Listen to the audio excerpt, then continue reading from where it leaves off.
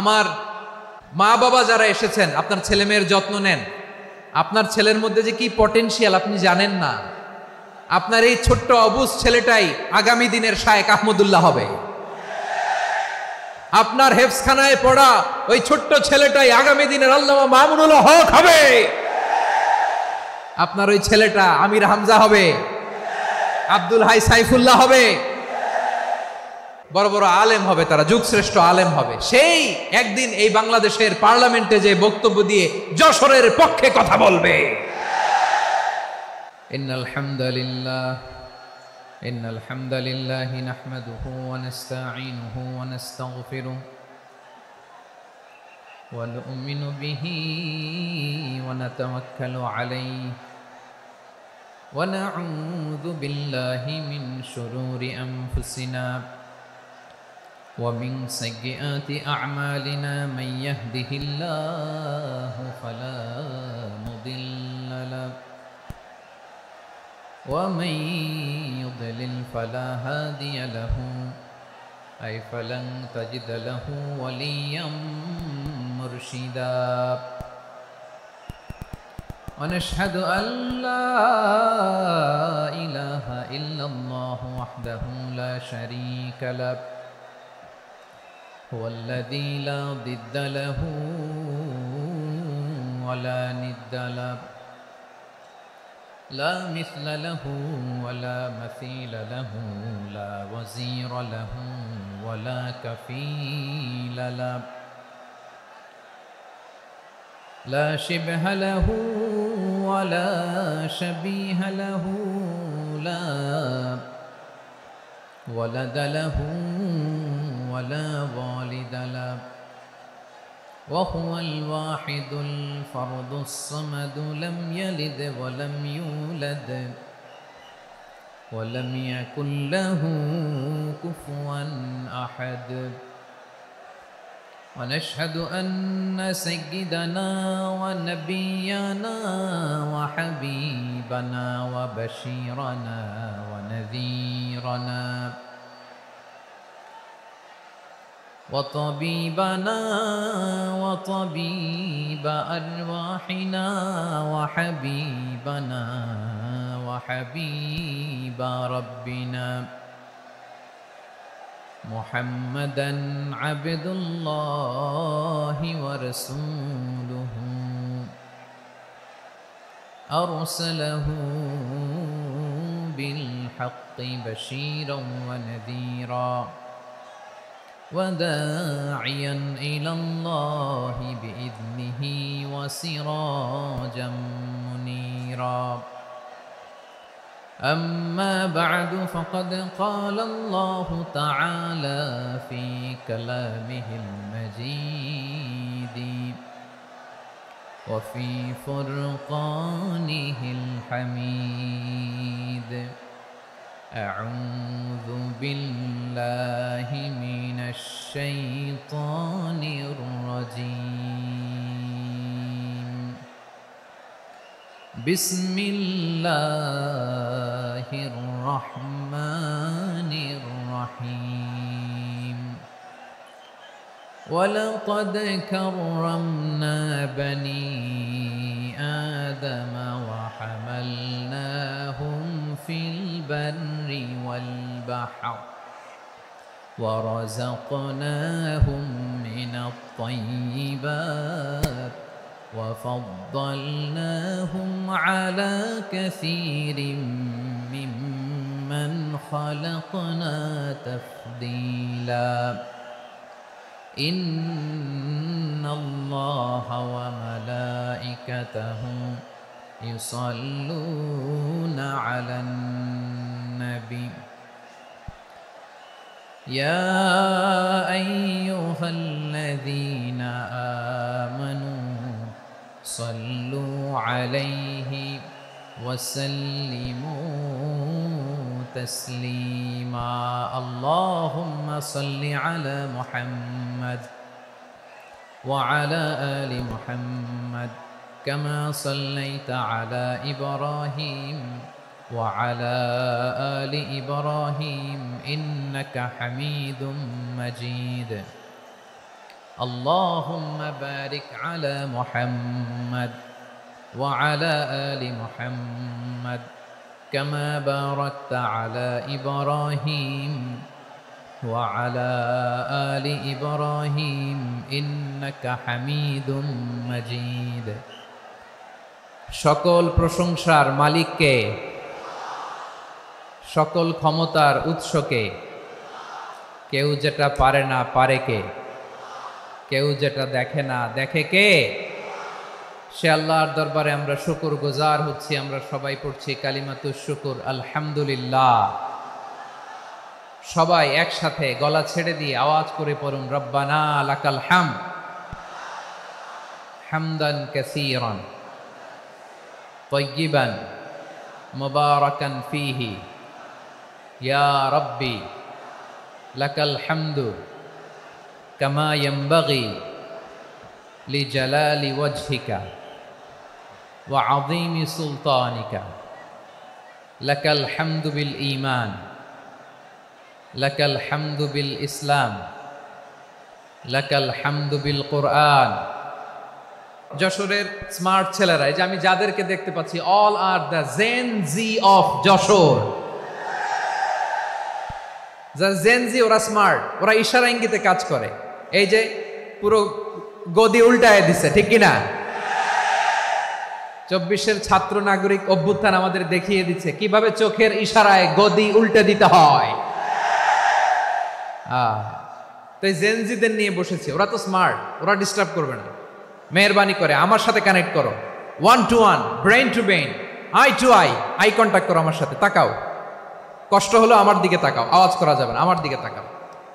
প্রিয় ভাইরা, আল্লাহ তাআলা বলছেন, লাকাদ খালাকনাল ইনসানা ফি আহসানি তাকওয়িম সুম্মা রাদাদনাহু আসফালা সাফিলিন।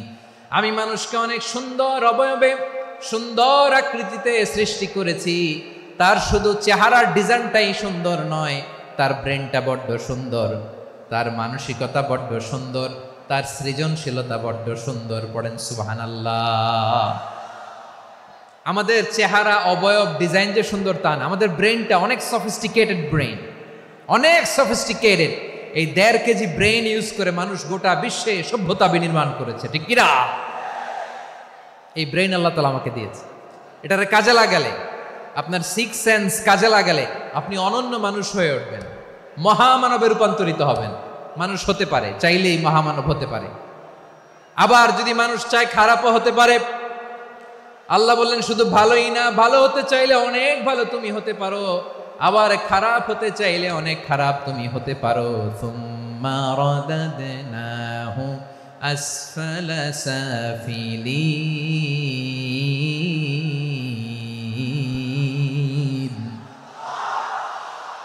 খারাপ হলে একেবারে খারাপ হতে পারো, নিকৃষ্ট হলে একেবারে নিকৃষ্ট হতে পারো, ভালো হলেও ভালো হতে পারো। কোন সুবহানাল্লাহ। এবার আওয়াজ করে বলুন, ভালো হতে চাই না খারাপ, শ্রেষ্ঠ না নিকৃষ্ট? মানুষ ভালো হলে মানুষ ফেরেশতার চেয়েও ভালো, মানুষ খারাপ হলে সে পশুর চেয়েও খারাপ। কথা ঠিক কিনা বলেন? ভালো হলে ফেরেশতার চেয়েও ভালো, খারাপ হলে পশুর চেয়েও নিকৃষ্ট। তার মানে শ্রেষ্ঠত্বে মানুষ, শ্রেষ্ঠত্বে ফেরেশতাকে হার মানায়, আর অধপতনে শ্রেষ্ঠত্বে ফেরেশতাকে ছাড়িয়ে যায়, আর অধপতনে পশুকেও হার মানায়। আই রিপিট, আমি আবারও বলছি, মানুষ শ্রেষ্ঠত্বে ফেরেশতাকে ছাড়িয়ে যায়, আর অধপতনে সে পশুকেও হার মানায়। আওয়াজ করে বলতে হবে ঠিক কি না? এটার প্রমাণ কি? মানুষ শ্রেষ্ঠ হইলে যে ফেরেশতার চেয়েও সেরা, তার প্রমাণ কি? আল্লাহ তাআলা বলছেন, ওয়া ইয কুলনা লিল মালাইকাতি ইসজুদু লি আদম ফাসাজাদু ইল্লা ইবলিস আবা ওয়াস্তাকবারা ওয়া কানা মিনাল কাফিরিন। আল্লাহ বলেন, স্মরণ করো সে সময়ের কথা যখন আমি ফেরেশতাদেরকে বললাম, ও ফেরেশতারা আদমকে সেজদা দাও। সব ফেরেশতারা সম্মান সূচক সেজদা আদমকে দিল, তারা আদমের জন্য সেজদায় লুটিয়ে পড়ল। একজন ছাড়া, তার নাম ইবলিস। আওয়াজ করে বলেন তার নাম কি? সে অহংকার প্রদর্শন করলো, সে কাফের হয়ে গেল। বাকি সব ফেরেশতারা সেজদা দিল। সুবহানাল্লাহ। আবার আদম আলাইহিস সালামকে আল্লাহ জিজ্ঞেস করলেন, সব বলে দিল উত্তর, কিন্তু ফেরেশতাদেরকে একই প্রশ্ন জিজ্ঞেস করলেন, তারা উত্তর করতে পারে নাই। তার মানে এর মধ্য দিয়ে প্রমাণিত হয়, মানুষ ভালো হলে ফেরেশতার চেয়েও ভালো, ফেরেশতার চেয়েও মানুষের মর্যাদা বাড়িয়ে দিয়েছে কে? সব নূরের ফেরেশতা যখন মাটির আদমকে সেজদা দেয়, এটা প্রমাণ করে ফেরেশতার চেয়েও মানুষের মর্যাদা বাড়িয়ে দিয়েছে কে? তুমি মাটির আদমকে প্রথম সৃষ্টি করিয়া ঘোষণা করিয়া দিলে শ্রেষ্ঠ বলিয়া, তাই তো নূরের ফেরেশতা করে আদমকে সেজদা। ঠিক কিনা বলেন? তাই তো নূরের ফেরেশতা করে আদমকে সেজদা। সবার চেয়ে সম্মান দিলে মাটির আদমকে। আল্লাহু আল্লাহু তুমি জাল্লে জালালুহু, শেষ করা তো যায় না গে তোমার গুণগান। পড়েন না? পড়েন। আল্লাহু আল্লাহু তুমি জাল্লে জালালুহু, শেষ করা তো যায় না গে তোমার গুণগান। আল্লাহু আল্লাহু আল্লাহু আকবার। আদমের মর্যাদা বেশি, মানুষের মর্যাদা বেশি। মানুষ শ্রেষ্ঠ, তার প্রমাণ নূরের ফেরেশতা মাটির আদমকে সেজদা করে। আওয়াজ করে বলেন ঠিক কিনা? তাহলে মানুষ ভালো হলে ফেরেশতার চেয়ে ভালো। আবার মানুষ যদি খারাপ হয়, সে পশুর চেয়েও খারাপ। অধপতনে পশুত্বকে হার মানায়। তার প্রমাণ কি? তার প্রমাণ হচ্ছে যশোরের ভাইরা দেখবেন পত্রিকায় নিউজ পেপারে মাঝে মাঝে এরকম দেখা যায়, এক মানুষ আরেক মানুষকে হত্যা করে 20 টুকরা করে বস্তার ভেতরে ভরেছে। আপনারা এই নিউজ পড়েন নাই না? দেখেন নাই? দেখছেন? মানুষ মানুষকে হত্যা করে কয় টুকরা? জোরে বলেন। এখানেই ক্ষান্ত হয় না, আবার কোথায় ভরছে? বস্তার ভেতরে। আচ্ছা, বুঝে থাকলে আওয়াজ করে বলেন, কোনদিন শুনছেন একটা হাতি আর একটা হাতিকে হত্যা করে 20 টুকরা করছে, এরপরে বস্তার ভেতরে ভরছে? হয়েছে?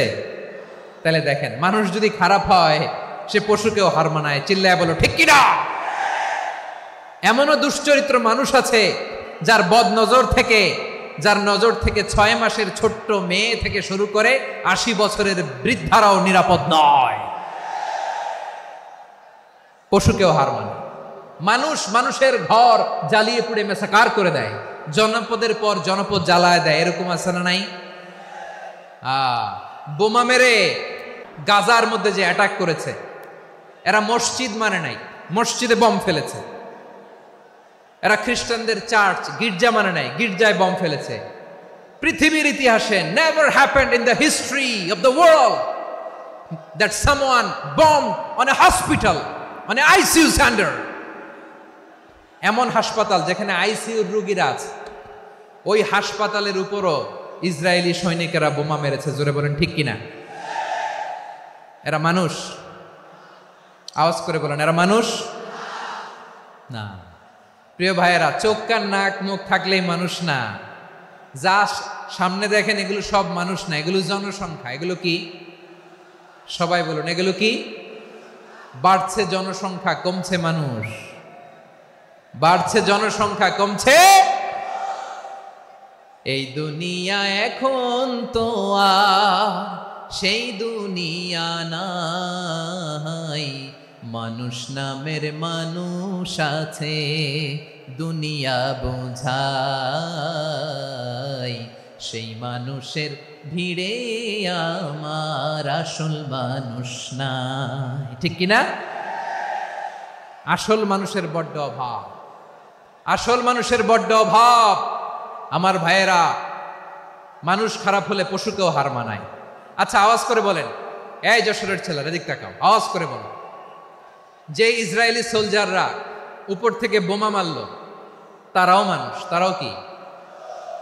ওরাও রক্তে মাংসে মানুষ, ওদেরও পরিবার আছে। বোমা মেরে যেই মেয়েটাকে তারা অনাথ বানায়, ইয়াতিম বানায়, ও কিন্তু বাসায় ওর মেয়েটাকে রেখে আসছে। ঠিক কিনা বলেন? বম্বিং করে, যে বাবাকে মেরে, স্বামীকে মেরে, স্ত্রীকে বিধবা বানায়, তারও ঘরে স্ত্রী আছে। উপর থেকে বম মেরে মানুষ মেরে দিচ্ছে, তারাও মানুষ। 1945 সালের 6ই আগস্ট আমেরিকান সোলজাররা হিরোশিমায় বম মেরেছে। আমি নিজে দেখে এসেছি জাপানের হিরোশিমাতে। সকাল 8:15 মানুষ কেউ অফিসে যাচ্ছিল, কেউ খেতে খামারে কাজ করতে যাচ্ছিল। লিটল বয় নামে একটা বোম মেরেছে তারা। এই বোমের আঘাতে, পারমাণবিক এই বোমার রেডিয়েশনে আঘাতে, বোম ব্লাস্ট হওয়ার পরে মুহূর্তের মধ্যে 1,40,000 নাই। উপর থেকে যারা মারতেছে এরাও মানুষ, যাদেরকে মারলো তারাও। তার মানে মানুষে মানুষে পার্থক্য আছে না? নেই, মানুষে মানুষে পার্থক্য আছে। নাক কান চোখ মুখ থাকলেই মানুষ নয়। বাড়ছে জনসংখ্যা, কমছে মানুষ, চিল্লায় বলো ঠিক কিনা?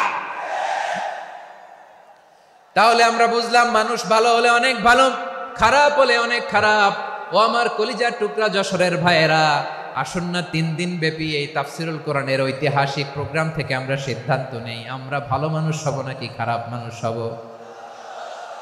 কলিজা থেকে, প্রাণ থেকে আওয়াজ করে সবাই বলুন, ভালো মানুষ নাকি খারাপ মানুষ?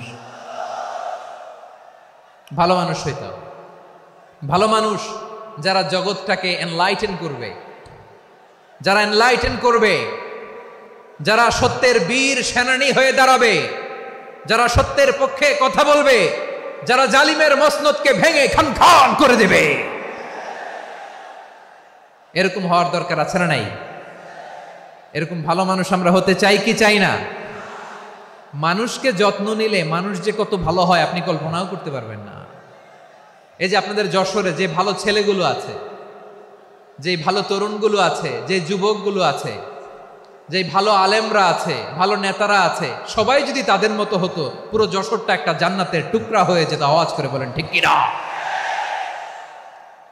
মানুষকে নার্চারিং করলে, মানুষকে পলিশ করলে, মানুষকে গ্রুমিং করলে, মানুষকে সঠিক তারবিয়া দিলে মানুষ অনন্য হয়ে ওঠে। প্রতিটি মানুষ অনন্য। আমি অনন্য, আপনি অনন্য, আমরা সবাই অনন্য। সুবহানাল্লাহ বলেন। মানুষকে আল্লাহ তাআলা দিয়েছেন অসীম ক্ষমতা, অসীম ক্ষমতা। সুবহানাল্লাহ। একটা মানুষ পারে না এমন কিছু নাই,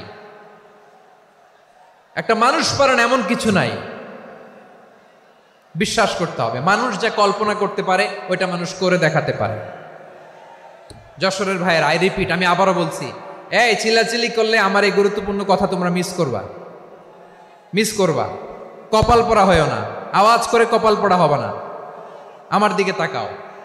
মানুষ, মানুষ যা কল্পনা করতে পারে সেটা মানুষ করে দেখাতে পারে। তুমি তোমার কল্পনার রাজ্যকে সাজাও, তোমাকে হারাতে পারে এমন কোন শক্তি আল্লাহর জমিনে নাই। তোমার কি শক্তি, কি সম্ভাবনা তুমি জানোই না মিয়া। তুমি এদিকে তাকাও কেন? তোমার রাস্তা তো ওই দূরে। তুমি কোথায় যাবে, আল্লাহ তোমার টেনে কোথায় নিয়ে যাবে তুমি কিছুই জানো না। Plan big, dream big. কল্পনার শক্তিকে বড় করো। মানুষ যা কল্পনা করতে পারে মানুষ তা করে দেখাতে পারে। মানুষের কাছে অসাধ্য কিছু নাই মৃত্যু ছাড়া, অ্যাকসেপ্ট ডেথ। মৃত্যু ছাড়া মানুষ সবকিছুকে জয় করতে পারে। মৃত্যু ছাড়া যে কোনো অসাধ্যকে সাধন করার ক্ষমতা মানুষকে দিয়ে দিয়েছে কে? হারার জন্য তোমার জন্মই হয় নাই, তোমার জন্ম হয়েছে জিতার জন্য, বিজয়ের জন্য তোমার জন্ম। মানুষের শুরুটাই হয় বিজয় দিয়ে। যশোর, আওয়াজ করে বলো, মানুষের শুরু হয় কি দিয়ে? আমরা যখন আমার পিতার পৃষ্ঠদেশে ছিলাম, পিতার পৃষ্ঠদেশ থেকে শুক্রাণু যখন মায়ের গর্ভদেশে যেয়ে পড়ে, কতটা শুক্রাণু ভ্রমণ শুরু করে জানো? 20 কোটি শুক্রাণু। একবার সিমেন আউট হলে সেখানে 20 কোটি শুক্রাণু থাকে, ভ্রমণ শুরু করে। ওই 20 কোটি শুক্রাণুর মধ্য থেকে তুমি আমি আজকে এক বিকশিত শুক্রাণু মানব রূপে পৃথিবীতে এসেছি। সুবহানাল্লাহ। ওই 20 কোটি শুক্রাণুর প্রতিযোগিতায় সবাইরে পেছনে ফেলে সেদিন আমি সফল হয়েছিলাম, সেদিন আমি বিজয়ী হয়েছিলাম। সেদিন আমি এত ছোট ছিলাম, মাইক্রোস্কোপ দিয়েও আমার অস্তিত্ব টের পাওয়া যায় না। আমি এত তুচ্ছ ছিলাম, নগণ্য ছিলাম, আমার কান ছিল না, আমার চোখ ছিল না, আমার হাত ছিল না, আমার জন্য রিকমেন্ডেশন করার মতো মামু ছিল না, খালা ছিল না, কেউ ছিল না। তারপরেও ওই প্রতিযোগিতায়, ওই কম্পিটিশনে যখন আমারে কেউ হারাতে পারে নাই, আল্লাহর জমিনেও আমারে কেউ হারাতে পারে না। হারার জন্য তোমার জন্মই হয় নাই, তুমি আসছই জিতার জন্য। সুবহানাল্লাহ। বিশ্বনবী বলেন, আন্নাসু মাআদিন কামাআদিনি যাহাবি ওয়াল ফিদ্দা খিয়ারুহুম ফিল জাহিলিয়াতি খিয়ারুহুম ফিল ইসলাম। Peoples are like mines of gold and silver. সোনার খনি, রূপার খনি, এর চেয়েও বড় খনি হচ্ছে এই মানব সম্পদের খনি। আওয়াজ করে বলেন আল্লাহু আকবার। আল্লাহ তাআলা এই সম্পদ আমাদেরকে দিয়েছে। বিশ্বনবী বলেন, মানুষ হচ্ছে খনির মতো। খিয়ারুহুম ফিল জাহিলিয়াতি খিয়ারুহুম ফিল ইসলাম। জাহিলি যুগে যারা সেরা, ইসলামেও তারা সেরা। ইদা ফাকহু, যদি তারা বুঝবান হয় তাহলে তাদেরকে সেরা বানায় দিবে কে? তাহলে মানুষের চেয়ে সেরা কেউ হতে পারে? মানুষের চেয়ে অনন্য কেউ হতে পারে? মানুষকে কেউ হারাতে পারে? আওয়াজ করে বলো, তোমাকে কেউ হারাতে পারবে? এই সাহস জাগছে আজকের আলোচনা থেকে। আমি তুমি অনন্য, আমাকে তোমাকে হারায় দেওয়া এত সহজ না, ঠিক কিনা? একটা কথা জীবনের সাথে সেট করে নিতে হবে, আমি জিতি নয় শিখি, আমি কখনো হারি না। জীবনের সাথে সেট করে নাও, জেনজি অফ জেসর, আমি কখনো হারি না, আমি হয় জিতি নয় শিখি। চিল্লায় বলো ঠিক কিনা? আমি কখনো হারি না, আমার হারানো এত সোজা না। কি সাহস জাগছে? বুকে সাহস জাগছে? তাকবীর পড়ো, লিল্লাহে তাকবীর। তাহলে বিশ্বনবী বললেন, নাসু মাআদিন, মানুষ হচ্ছে খনি। এই ধাক্কা ধাক্কি, আমি জানি এগুলো ভালোবাসার ধাক্কা ধাক্কি, এজন্য আমি সহ্য করে নেই। এগুলো যে ভালোবাসার ধাক্কা ধাক্কি, এটা আমরা বুঝি। পৃথিবীর কোন আইন, সিকিউরিটি, প্রটোকল দিয়ে এটারে মানানো যাবে না, কারণ এটা তো ভালোবাসা, লাভ। লাভ কোনো আইন কানুন দিয়ে বাধা যায় না, মানানো যায় না, ঠিক কিনা বলো?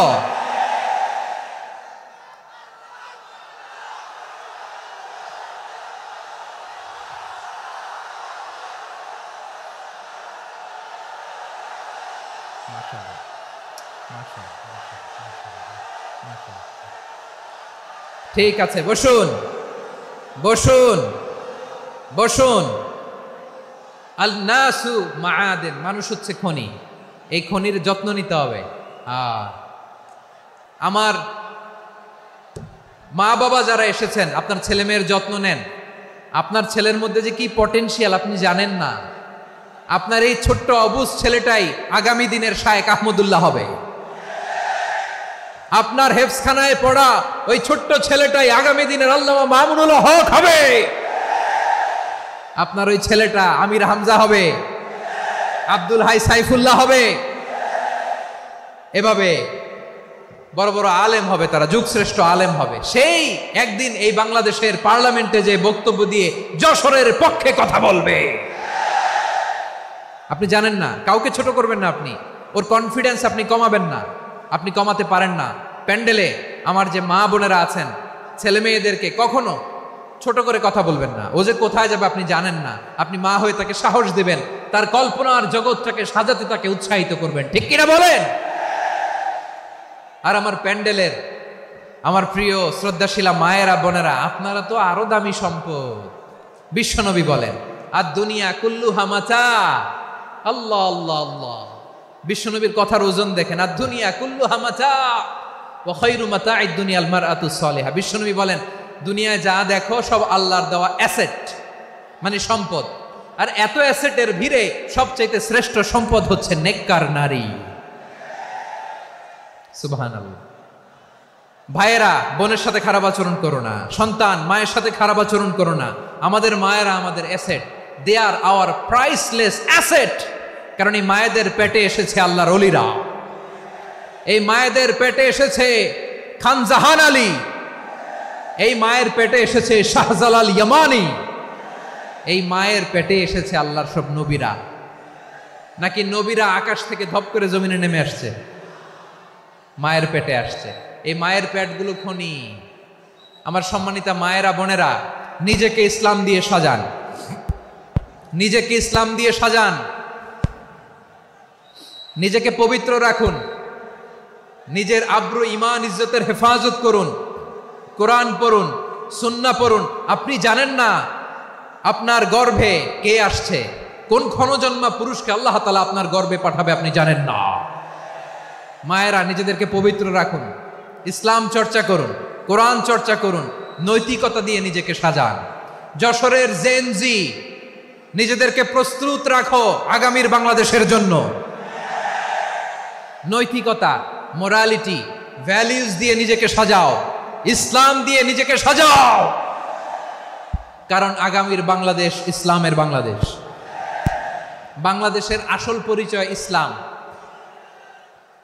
বাংলাদেশের আসল পরিচয় কি? সবাই বলে না। বাংলাদেশের আসল পরিচয় কি? এই ইসলাম নিয়ে আমরা সংসদ ভবন সাজাবো, রাজি আছি না নাই? শেকড় ভুলে যাওয়া যাবে না।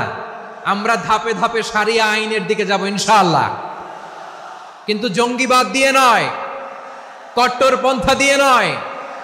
আমরা ইন্টেলেকচুয়ালি, গ্রাজুয়ালি, ধাপে ধাপে শারিয়া আইনের দিকে মুভ করব ইনশাআল্লাহ। বলো লিল্লাহি তাকবীর। এদেশের আসল পরিচয় সবাই বলে না, আওয়াজ করে, এদেশের আসল পরিচয়।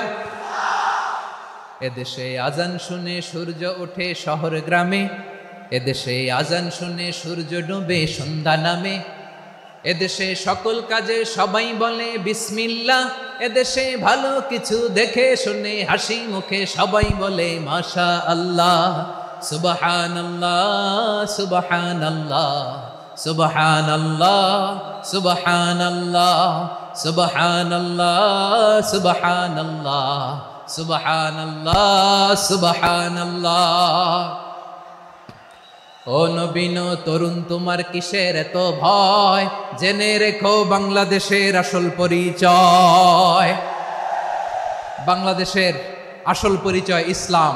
আওয়াজ তুলে বলো, আসল পরিচয় কি? এদেশে পরস্পরে দেখা হলে দেয় সালাম, এদেশে আমজনতার হৃদয় জুড়ে পাক্কা আলাম, ঠিক কি না? এদেশে বিপদ এলে সর্বজনে সর্বক্ষণে দোয়া পড়ে ইন্না লিল্লাহ সুবহানাল্লাহ সুবহানাল্লাহ সুবহানাল্লাহ সুবহানাল্লাহ।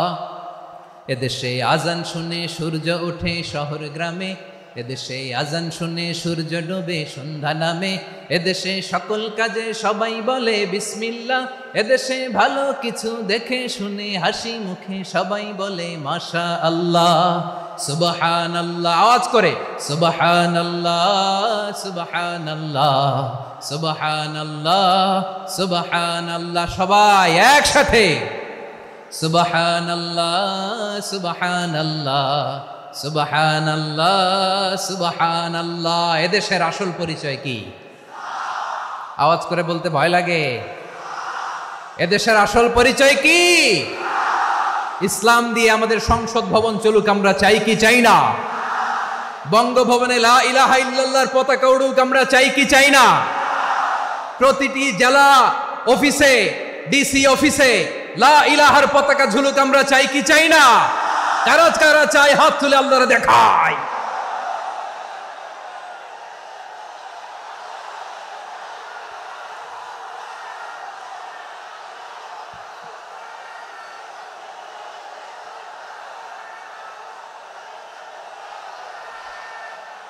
মাশাআল্লাহ মাশাআল্লাহ মাশাআল্লাহ মাশাআল্লাহ। যশোর, আওয়াজ করে বলো, ভালো মানুষ না খারাপ মানুষ? বুঝে বলছে তো? মানুষ ভালো হলে যে কত ভালো। এই মানুষকে যত্ন নিলে, মানুষকে মানুষ বানালে যে সে কি হতে পারে শুনবা। 2022 সালে জাপানের সাথে জার্মানির খেলা, ফিফা ওয়ার্ল্ড কাপ 2022। এক পক্ষে জাপান, আরেক পক্ষে কোন দেশ? কথা শোনে নাই। এক পক্ষে কোন দেশ, আরেক পক্ষে সবাই। এক পক্ষে আরেক পক্ষে।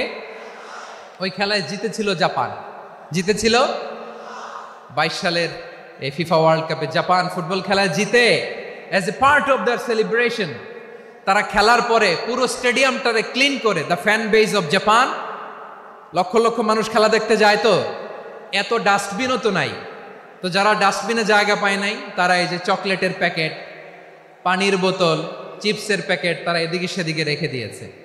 জাপানের ভক্তরা, জাপানের ফলোয়াররা as a part of their celebration তারা খেলার পরে পুরো স্টেডিয়ামের সব ময়লা আবর্জনা ক্লিন করে তারপরে বিদায় নিয়েছে। তাদেরকে কি ক্লিন করার দায়িত্ব দেয়া হয়েছিল? এই যশোর, জাপানের যে ছেলেরা খেলা দেখতে গেছিল ওদেরকে কি ক্লিন করার দায়িত্ব দিছিল? তারা কি স্টেডিয়ামের পরিচ্ছন্নতা কর্মী? তাদের আকল, তাদের সিক্স সেন্স তাদেরকে বলেছে। ছোটবেলা থেকে জাপান গভর্নমেন্ট ওদেরকে এত পরিচ্ছন্নতা শেখায়, ক্লিনলিনেস অ্যাওয়ারনেস ক্যাম্পেইন করায়। ক্লাসে আমি দেখেছি, ক্লাসে নিজের বেঞ্চ নিজে মুছে, ক্লাসের মাঝখানে একটা সময় দেয়, নিজের টেবিল নিজে মুছে, নিজের ক্লাসরুমটা নিজে পরিষ্কার করে, রাস্তাঘাটে একটা ধুলা নাই, ময়লা নাই, একটা টিস্যু নাই। খেলার পরে গোটা বিশ্বকে তাক লাগিয়ে দিয়েছে। জাপানের ফ্যানরা সবার রেখে যাওয়া গার্বেজ, টিস্যু, বোতল পরিষ্কার করে তারপরে স্টেডিয়াম থেকে বিদায় নিয়েছে। আমরা কেন এমন হইতে পারলাম না? আমরা কেন এমন হইতে পারলাম না? জাপানের যারা এগুলো করছে ওদের 3টা করে চোখ না? চোখ তো 3টা, জাপানো লাগো, জাপানো লাগো, হাত তো 4টা, কান তো 6টা। হ্যাঁ, নাকি আমার মতো 2 হাত 2 কানওয়ালা মানুষ? চোখে দেখলে ওটা মানুষ না। চিন্তা করছেন? তার মানে জাপানিজদেরকে যে গ্রুমিং করে শিখানোর মাধ্যমে পরিচ্ছন্ন বানানো গেছে, ওরা যেমনি মানুষ আমরাও মানুষ। আমাদের সন্তানদেরকে শেখালে তারাও পারবে, পারবে কিনা? 2 নম্বর উদাহরণ বলি। চট্টগ্রাম ফেনীতে যারা গিয়েছেন, মেঘনা গোমতী ব্রিজ প্রকল্প নাম শুনছেন? মেঘনা একটা ব্রিজ পার হওয়া লাগে। এই মেঘনা গোমতী, এখানে 3টা ব্রিজ, কাঁচপুর সহ এই 3টা ব্রিজের নির্মাণ কাজ, রেনোভেশনের কাজ দেওয়া হয়েছিল জাপানের একটা কোম্পানিকে। কাকে? জাপানের কোম্পানি। নির্মাণ শেষে 738 কোটি টাকা বেঁচে গেছিল, এটা গভর্নমেন্টের হাতে দিয়ে তারা বিদায় নিয়েছে। কত টাকা? 738 কোটি টাকা। যত প্রাক্কলিত ব্যয় নির্ধারণ করা হয়েছে সব টাকা সরকার, তৎকালীন সরকার 2019-এর সরকার, কারা ছিল তো জানেন? এই 2019-এর সরকার তাদেরকে দিয়েছে। তারা রিনোভেশন নির্মাণ শেষে 738 কোটি টাকা অতিরিক্ত বেঁচে গেছিল, এটা আবার গভর্নমেন্টের হাতে বুঝাই দিয়ে তারা বিদায় নিচ্ছে। আমরা কেন এমন হইতে পারলাম না? জাপানের ওরাও মানুষ, আমরাও মানুষ, তার মানে মানুষে মানুষে পার্থক্য আছে না নাই? আচ্ছা, জাপানের 2টা উদাহরণ দিলাম, এবার আমার দেশের 2টা উদাহরণ দিব না? বাংলাদেশের 2টা উদাহরণ দিই। 1 নম্বর উদাহরণ, গত সপ্তাহে আপনারা জানেন কক্সবাজার আমার একটা প্রোগ্রাম ছিল, তো হেলিকপ্টারে গিয়েছিলাম। ফেনী জেলা যখন পার হচ্ছি আমি দেখলাম 3টা উইন্ডমিল। উইন্ডমিল চিনেন তো? বিশাল পিলার, 3টা 4টা পাখা থাকে। বায়ু বিদ্যুৎ কেন্দ্র, বাংলাদেশের প্রথম বায়ু বিদ্যুৎ কেন্দ্র এটা। মুহুরী প্রজেক্ট বলে এটা সম্ভবত, মুহুরী প্রজেক্ট। তো সাগরের বাতাসের ঝাপটায় এটা ঘুরে এনার্জি হয়, ইলেকট্রিসিটি উৎপাদন হয়। তো আমি পাইলটকে বললাম, ভাই এগুলো থেকে কেমন ইলেকট্রিসিটি উৎপাদন হয়? কয়, হুজুর একটু হয় না, কিছুই হয় না। কিছুই হয় না মানে? বলে, হুজুর বাংলাদেশে যত উইন্ডমিল আছে এটার পাখা একটাও ঘুরে না। আল্লাহ, বলেন কি? তাহলে এই যে কোটি কোটি টাকা ব্যয় করে যে উইন্ডমিল, কয় হুজুর ভিতরে ফিটফাট, উপরে ফিটফাট, ভিতরে সদরঘাট। তার মানে কোটি কোটি টাকা দিয়ে এই উইন্ডমিল বানায়, এখানে কিছু নাই। দুর্নীতির আড্ডাখানা, আখড়াখানা বাংলাদেশ, ঠিক কিনা বলেন? হায় রে, জাপানিজরাও মানুষ, আমরাও মানুষ। আমার এক নিকটাত্মীয় সরকারি চাকরিজীবী, উনি আমাকে বললেন, বাংলাদেশের আর একটা উদাহরণ দেখি। উনি আমাকে বললেন যে প্রতি বছর আমাদের অফিসের ফার্নিচার চেঞ্জ করে। আমি বললাম, প্রতি বছর ফার্নিচার চেঞ্জ করে কেন? বলে যে ফার্নিচার নতুন পারচেজ করলেই তো এখানে টাকা, নতুন কিনতে পারলেই টাকা, নতুন উন্নয়নের সবক শোনাতে পারলেই টাকা। প্রথম আলোর রিপোর্ট। কি আলো? প্রথম আলোর রিপোর্ট। গত 15 বছরে উন্নয়নের নামে লুটপাট হয়েছে প্রায় 3.25 লাখ কোটি টাকা। কার রিপোর্ট? আমাদের বানানো কথা, প্রথম আলোর রিপোর্ট। গত 15 বছরে কারা ছিল জানেন তো? হ্যাঁ, শুধু ওনাদেরকেই দোষ দিয়ে লাভ নাই। স্বাধীনতার পর থেকে শুধু শাসকের হাত বদল হয়েছে, আমরা কিছু পাই নাই, ঠিক কিনা বলেন? শুধু ওনাদের দোষ দিয়ে কি লাভ? একদল খাইছে, আরেক দল খাওয়ার জন্য রেডি হয়ে আছে। আমরা এরকম চাই না। আমরা চাই স্বাধীন সার্বভৌম বাংলাদেশ। আমরা চাই দুর্নীতিমুক্ত বাংলাদেশ। আমি নিউজটা যে কতবার পড়লাম, এটা কি সম্ভব?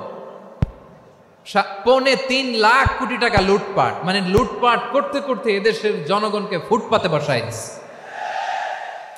প্রিয় ভাইয়েরা, তাহলে জাপানের মানুষও মানুষ, আমরাও মানুষ। সিদ্ধান্ত আপনার, কোন মানুষ হবেন, ভালো মানুষ না খারাপ মানুষ? আজকের আলোচনার বিষয় হচ্ছে মানব সম্পদের উন্নয়ন, human resource development. It's a process to increase the capacity of knowledge, skill, capacity of the people of a country. একটা দেশের মানুষের জ্ঞান, তাদের দক্ষতা কি করে বাড়ানো যায়, বাড়িয়ে দেশের উন্নয়ন করানো যায়, এটাই হচ্ছে মানব সম্পদ উন্নয়নের মূল কথা। তাহলে মানব সম্পদ হচ্ছে একটা দেশের সবচাইতে শক্তিশালী পুঁজি। প্রাকৃতিক সম্পদ, খনিজ সম্পদের চেয়েও দামি হচ্ছে মানব সম্পদ। আমার প্রিয় যশোর, প্রাকৃতিক সম্পদ, খনিজ সম্পদের চেয়ে দামি সম্পদ কি সম্পদ? আল্লাহ তাআলা দয়া করে আমাদেরকে এই মানব সম্পদ দিয়েছেন। আসুন আমাদের এই মানুষগুলোকে আমরা সোনার মানুষ বানাই। রাজি আছেন তো সবাই? রাজি আছেন? মানুষ পারে না এমন কোনো কিছু নাই, চাইলে সব পারে। এজন্য মানুষকে তারবিয়া দিতে হবে, যথাযথভাবে তাদেরকে গড়তে হবে। আসুন আমরা সিরাতের আয়নায় বিশ্বনবীর জীবনী থেকে দেখি তিনি কিভাবে হিউম্যান রিসোর্সকে ম্যানেজ করতেন।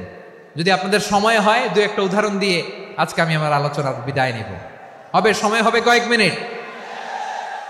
হ্যাঁ, শান্ত থাকবেন তো? শান্ত থাকবা? হ্যাঁ, ঠিক আছে। এই ধাক্কার মধ্যে ঢুকছে, এবার মজা বুঝতেছো তো? হ্যাঁ, মানা করছিলাম না? ঠিক আছে, টের পাও। হ্যাঁ, ঠিক আছে। যে আওয়াজ করবে আমি ওকে দেখতেছি, কে কে আওয়াজ করে দেখতেছি। শেষ কথা, শেষের দিকে চলে আসছি। বিষ্ণু ইসলাম কিভাবে হিউম্যান রিসোর্সকে ম্যানেজ করতেন, মজার কথা আছে কয়েকটা, বলে বিদায় নেব। বিশ্বনবী কিভাবে এই মানব সম্পদকে ম্যানেজ করতেন? বিশ্বনবী he was a very good talent hunter, চৌকস ট্যালেন্ট হান্টার ছিল। কার মধ্যে কি ট্যালেন্ট আছে দেখলেই বুঝে ফেলতেন। সুবহানাল্লাহ পড়বেন না? কি নবী আমরা পেয়েছি!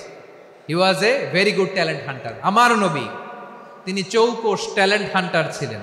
কার মধ্যে কি প্রতিভা বের করতেন, ওই প্রতিভাকে ইসলামের কল্যাণে কাজে লাগাতেন। সুবহানাল্লাহ বলেন। যাকে যেই জায়গায় সেট করলে ভালো হবে তাকে ওই জায়গায় সেট করতেন। কয়েকজন সাহাবীর জীবনী শোনাই। আবু মাহজুরা রাদিয়াল্লাহু তাআলা আনহু, মক্কার মুয়াজ্জিন, আগে ছিল মুশরিক, পরে হয়েছে মুমিন। উনি কিভাবে মুমিন হইলেন এই ঘটনাটা একটু আপনাদের শোনাতে চাই। তো আপনাদের তো সময় নাই হাতে। হ্যাঁ, সময় আছে? এই জেনজি শেষ করে দিল আজকের প্রোগ্রামটা। 1 ঘন্টা ধাক্কা ধাক্কি করে কেমনি দাঁড়ায় আছে আমি বুঝলাম না।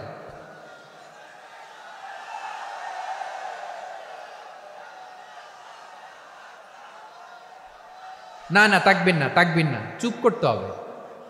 What I need you stop, just shut up, চুপ। হ্যাঁ, ঠিক আছে, এভাবে। আবু মাহজুরা রাদিয়াল্লাহু তাআলা আনহু কিভাবে মুসলিম হলেন আওয়াজ করে শুনেন। হুনাইনের যুদ্ধ, 8ম হিজরি।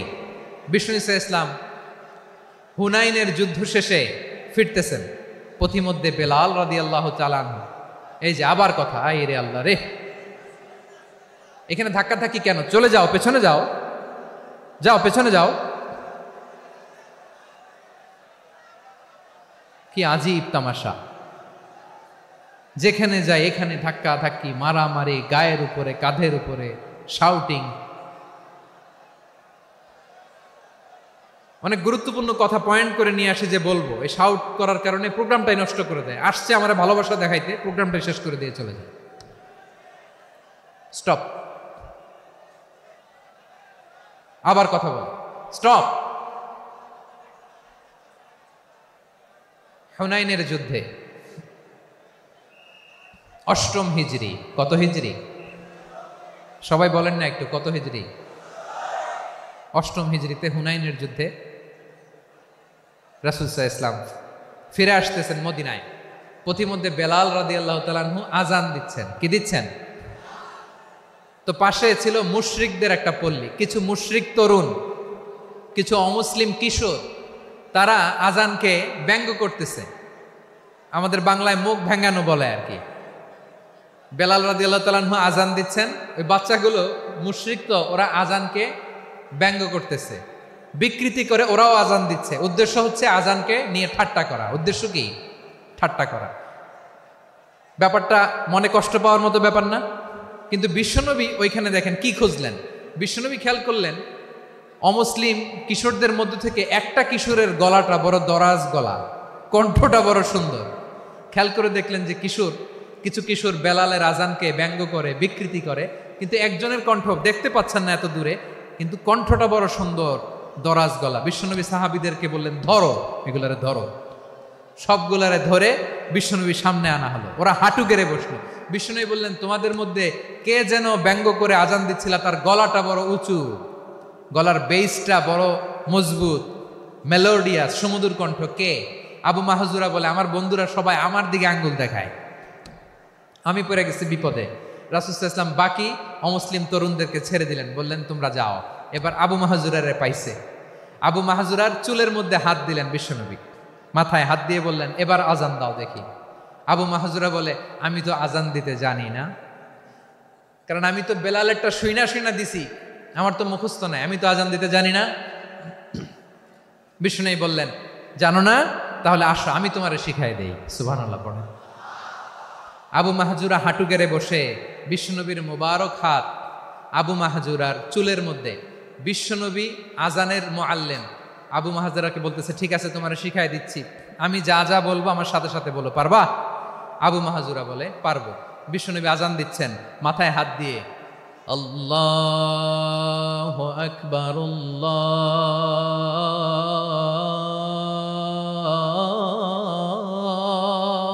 আকবার। আবু মাহজুরা এই বাক্যটা পড়লেন। বিশ্বনবী দ্বিতীয় বাক্য পড়তে আরম্ভ করলেন, আল্লাহু আকবার,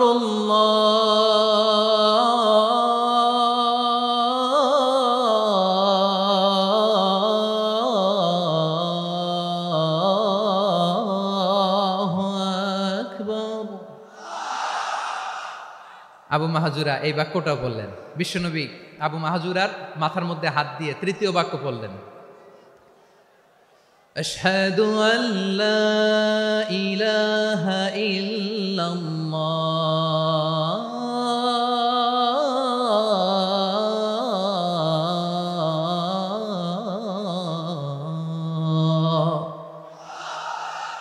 আবু মাহজুরা তৃতীয় বাক্য পড়লেন। বিশ্বনবী একটা বাক্য পরে আবু মাহজুরা পড়ে, বিশ্বনবী পরে আবু মাহজুরা পড়ে। আবু মাহজুরা কিন্তু অমুসলিম, মুশরিক।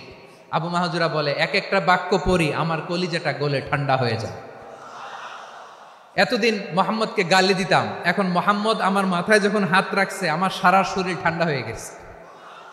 বিশ্বনবী আজান শিখাচ্ছেন, একটা একটা বাক্য পড়ে আবু মাহজুরাও পড়ে, বিশ্বনবী পড়ে, আবু মাহজুরাও পড়ে।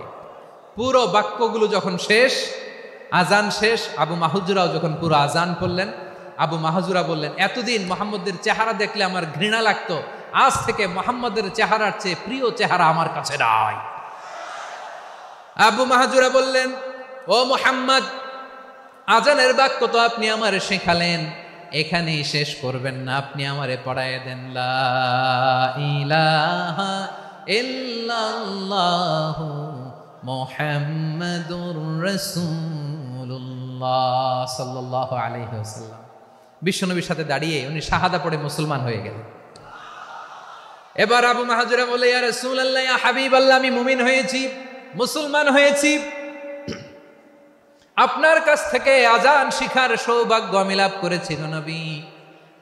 আমার কণ্ঠের বড় তারিফ করেছেন আপনি, আমার আজানকে আপনি পছন্দ করেছেন। একটা জিনিস আপনার কাছে চাই, আপনি আমাকে মক্কার মসজিদুল হারামের মুয়াজ্জিন হিসেবে অ্যাপয়েন্ট করে দে।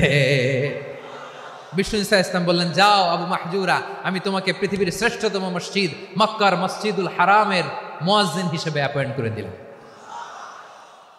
দেখছেন কিভাবে ট্যালেন্ট হান্টিং করতে হয়, কিভাবে হিউম্যান রিসোর্স মানব সম্পদকে ব্যবহার করতে হয়। আসছিল আজানকে ভেঙ্গাইতে, আসছিল কেন? আজানকে ব্যঙ্গ করার জন্য, বিকৃত করার জন্য। আজানকে বিকৃত করতে যে ইসলামের সবচেয়ে শ্রেষ্ঠ মসজিদের মুয়াজ্জিন হয়ে গেল। পড়েন সুবহানাল্লাহ।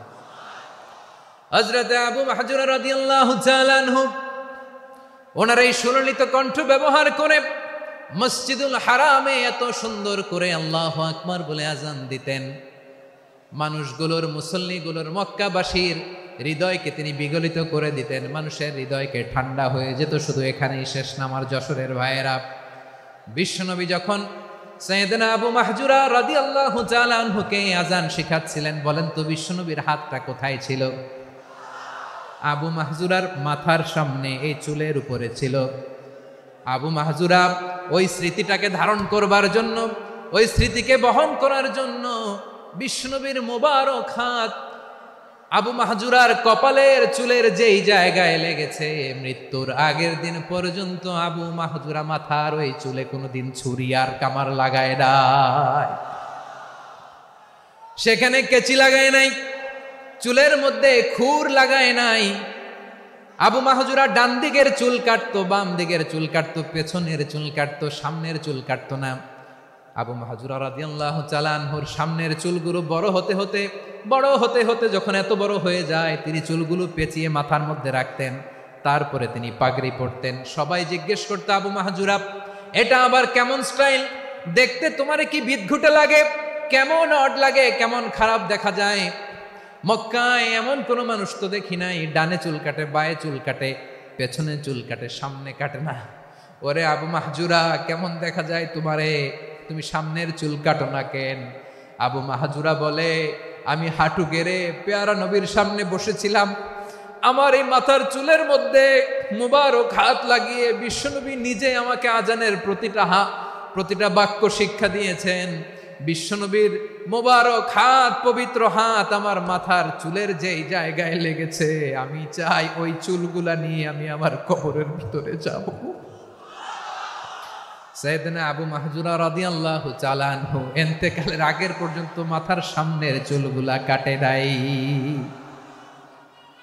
মাথার সামনের চুল তিনি কাটেন নাই। সুবহানাল্লাহি বিহামদি। কেমন ভালোবাসতেন বিশ্বনবী সাহাবীদেরকে, সাহাবারা কেমন ভালোবাসতেন বিশ্বনবীকে। সামনের চুলগুলো বড় হতে হতে এত বড় ছিল, পেঁচিয়ে রেখে পাগড়ি করতেন, কাটতেন না। নবীর হাত লেগেছিল। সুবহানাল্লাহ পড়েন। তাহলে what is the lesson? Moral of the story কি? মোরাল অফ দ্য স্টোরি হচ্ছে, আসছিল আজানকে ব্যঙ্গ করার জন্য, বিকৃত করার জন্য, হয়ে গেল মসজিদুল হারামের মুয়াজ্জিন। দেখেন বিশ্বনবী একটা খারাপ সিচুয়েশনের মধ্যে থেকে কি ভালো জিনিস বের করে আনলেন। আমি যে শুরুতে বলেছি কিভাবে তিনি হিউম্যান রিসোর্সকে ডেভেলপ করেছেন, ম্যানেজ করেছেন। তিনি যে চৌকস ট্যালেন্ট হান্টার ছিল, দেখেন সবার মধ্যে থেকে এর বাছাই করে মুয়াজ্জিন বানাই দিয়েছেন। সুবহানাল্লাহ পড়েন। তার মানে এই না সবাইরে ধরে ধরে উনি মুয়াজ্জিন বানাইছেন। যার যেই ট্যালেন্ট আছে তাকে ওই কাজে অ্যাসাইন করেছেন। যার যেই প্রতিভা আছে তার প্রতিভাকে ইসলামের কাজে লাগিয়েছেন। সুবহানাল্লাহ পড়েন। যায়েদ বিন সাবিত রাদিয়াল্লাহু তাআলা আনহু নাম শুনেছেন? যশোর, কথা বেরোয় না। যদি জিজ্ঞাসা সালমান খানের নাম শুনছেন, সবাই হাত তুলবে, জি হুজুর শুনছি, মানে সব দেখা শেষ। সালমান খান, আমির খান, অমুক খান, সব খান মুখস্থ, কিন্তু যায়েদ বিন সাবিতের নাম মুখস্থ নাই মুসলমানদের। যেই সাহাবী মাথার সামনের চুল কাটে নাই, মসজিদুল হারামের মুয়াজ্জিন বানাইছেন বিশ্বনবী, সাহাবীর নাম কি? খায়া ফেলাইছে, স্লোগানের সাথে খায়া ফেলাইছে। আবু মাহজুরা। কি নাম? আবু মাহজুরা আল জুমাহি রাদিয়াল্লাহু তাআলা আনহু। এই নামটা আজকে নিয়ে যাইতে হবে যশোর। আবু মাহজুরা রাদিয়াল্লাহু তাআলা আনহু। 2 নম্বরে বলছিলাম যায়েদ বিন সাবিত রাদিয়াল্লাহু তাআলা আনহু। বিশ্বনবী দেখলেন মদিনার এই আনসারী সাহাবী হাইলি ট্যালেন্টেড, ইন্টেলেকচুয়াল, মেরিটোরিয়াস, জ্ঞানের প্রতি তার আকর্ষণ, মারাত্মক আকর্ষণ। বিশ্বনবী তাকে দায়িত্ব দিলেন, কোরআন যা নাজিল হয় তুমি লিখো, কাতিবুল ওয়াহি বানায় দিলেন। সুবহানাল্লাহ। যায়েদ বিন সাবিতরে আবার আজান শিখান নাই, কারণ তার মধ্যে বিশ্বনবী প্রতিভা দেখেছেন, একাডেমিক প্রতিভা। বিশ্বনবীর একাডেমিক প্রজেক্টগুলো তিনি হ্যান্ডেল করতেন। যায়েদ বিন সাবিত ছিল বিশ্বনবীর ব্যক্তিগত সচিব। কি ছিল?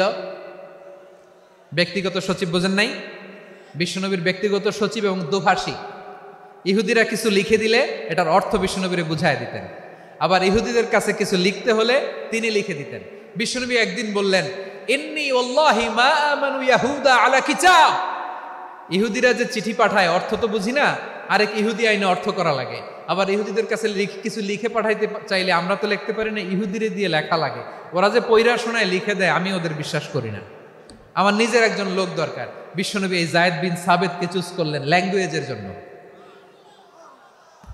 উনি বললেন, যায়েদ, তোমার সফট স্কিলকে ডেভেলপ করতে হবে, তুমি হিব্রু ল্যাঙ্গুয়েজ শিখে ফেলো। যায়েদ বিন সাবিত বলল, বিশ্বনবীর মোটিভেশন আর ইন্সপিরেশন পেয়ে আমি 15 দিনে ইহুদিদের এই হিব্রু ল্যাঙ্গুয়েজ শিখে ফেললাম। শুধু শিখে ফেললাম না, হাত্তা হাদিকতু, even I became master in the language. এই ভাষা আমি পারদর্শী হয়ে গেলাম। এরপরে ইহুদিরা চিঠি লিখে পাঠালে আর কোনো ইহুদি ডাকা লাগতো না, আমি নবীর এটার অর্থ শুনে পরে বুঝাই দিতাম। আবার ইহুদিদের কাছে চিঠি লেখা লাগলে আমি যায়েদ বিন সাবিত চিঠি লিখে দিতাম। সুবহানাল্লাহ। দেখেন, এত সাহাবীর মধ্য থেকে বিশ্বনবীর একাডেমিক প্রজেক্ট, ব্যক্তিগত সচিব, দোভাষী হিসেবে তিনি যায়েদ বিন সাবিতের মতো তরুণকে নির্বাচিত করেছেন। কেমন ট্যালেন্ট হান্টার ছিল আমার নবী! সুবহানাল্লাহ পড়বেন না? বিশ্বনবীর ইন্তেকালের পরে সাইয়েদনা আবু বকর রাদিয়াল্লাহু তাআলা আনহু যখন খলিফা হয়ে আসলেন, কোরআনকে সংকলনের দায়িত্ব দেয়া লাগবে, কোন সাহাবীকে দিবেন? সব সাহাবারা মিলে পরামর্শ করলেন। সাইয়েদনা আবু বকর, ওমর সবাই মিলে এই বিশাল কোরআন সংকলনের গুরু দায়িত্ব বিশ্বনবীর ব্যক্তিগত সচিব, বিশ্বনবীর দোভাষী, বিশ্বনবীর সিলেক্ট করাই লোক যায়েদ ইবনে সাবিত রাদিয়াল্লাহু তাআলা আনহুকে দিয়েছে। কোরআনের কবি তো আজকে এখানে রাখে নাই। এই যে আজকের যে কোরআন পড়েন, এটা আগে এরকম ছিল না। কোরআন নাজিল হলে সাহাবারা চামড়ার, ওটের চামড়ায় লিখে ফেলতো, ওটের চ্যাপ্টা হাড্ডির মধ্যে লিখে ফেলতো, গাছের গুড়ির মধ্যে লিখে ফেলতো, বিভিন্ন জনের কাছে ছড়ানো ছিটানো ছিল। আবু বকর রাদিয়াল্লাহু তাআলা আনহু একসাথে করলেন, পরবর্তীতে উসমান রাদিয়াল্লাহু তাআলা আনহু একসাথে করলেন 114 সূরার। এখন এই মুসহাফ, এই কম্পাইলেশন, এই কপি আমরা পেয়েছি, যার হিউজ কন্ট্রিবিউশন ছিল। এই পুরো কোরআন কম্পাইলেশনের প্রজেক্ট ম্যানেজার ছিল যায়েদ বিন সাবিত রাদিয়াল্লাহু তাআলা। কোরআন কম্পাইলেশনের প্রজেক্ট ম্যানেজার। দেখেন, উনারে মাথায় হাত দিয়ে আজান শিখায় নাই। সুবহানাল্লাহ কইবেন না? তাহলে প্রথম সাহাবী আবু মাহজুরাকে মুয়াজ্জিন বানাইলেন, যায়েদ বিন সাবিতকে ব্যক্তিগত সচিব আর দোভাষী বানালেন, মুসআব ইবনে উমাইর রাদিয়াল্লাহু তাআলা আনহুকে ইসলামের প্রথম অ্যাম্বাসেডর বানালেন। তাহলে তৃতীয় নাম্বার একজন সাহাবীর নাম বলছি, মুসআব ইবনে উমাইর। মুসআব কি নাম? নামটা কেমন লাগে? এই কয়েকজনের ভাল লাগে, বাকিদের ভাল লাগে না? ভাল লাগে? এই আর কয়েকটা মিনিট দেওয়া যাবে না আমাকে আল্লাহর রাস্তে? হ্যাঁ, ঠিক আছে। আমি তোমাদেরকে ভালোবাসা দেখাবো, দোয়া করব, যদি চুপ থাকো, একেবারে চুপ, কষ্ট সহ্য করো, বাকিরে যা সওয়াব পাবে তোমরা ডবল পাবা, যেহেতু কষ্ট বেশি, কিন্তু চুপ। 3 নম্বর সাহাবীর নাম মুসআব। এই ধাক্কাধাক্কি কেন রে ভাই? না না না, এরকম হইলে আসবো না যশোর, আমি আর আসবো না। হয় পিছনে চলে যাও, নাহলে চুপ, ধাক্কাধাক্কি নাই। 3 নম্বর সাহাবীর নাম মুসআব। কি নাম? He was the first ambassador in Islam. ইসলামের প্রথম ডিপ্লোমাট, প্রথম কূটনৈতিক, ইসলামের প্রথম কূটনৈতিক, ইসলামের প্রথম ডিপ্লোমাট, প্রথম অ্যাম্বাসেডর মুসআব ইবনে উমাইর।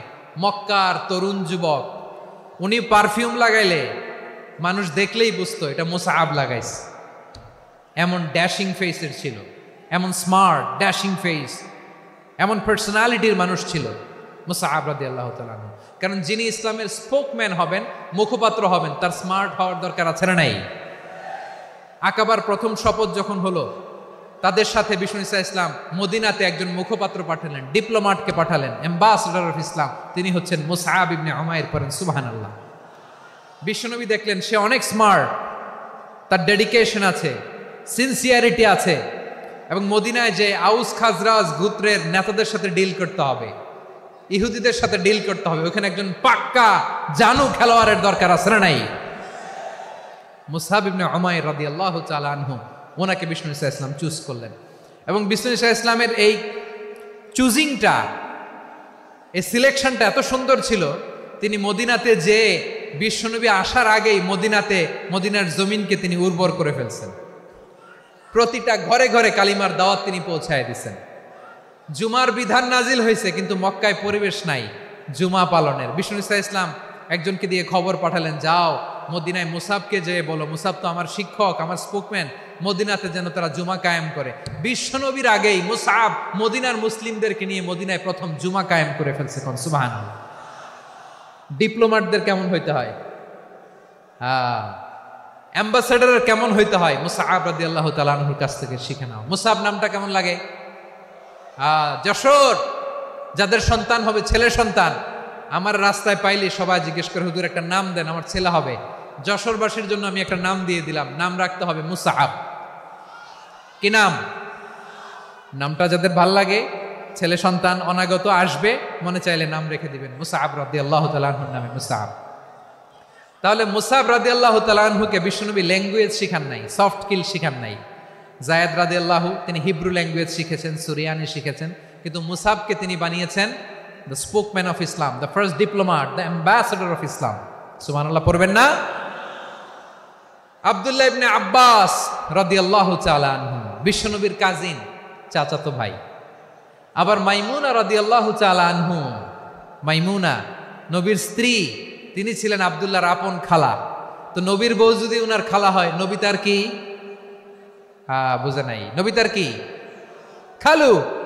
তাহলে সম্পর্ক অনেক গভীর, কাজিন আবার খালু, ছোট্ট মানুষ, তাই রাতে মাঝে মাঝে ঘরে থাকতো। বিশ্বনবী দেখলেন আব্দুল্লাহ যেহেতু আমার ঘরে ঢুকতে পারে, আব্দুল্লাহরে এই উম্মতের বড় শিক্ষাবিদ বানাইতে হবে। কথা বোঝে নাই?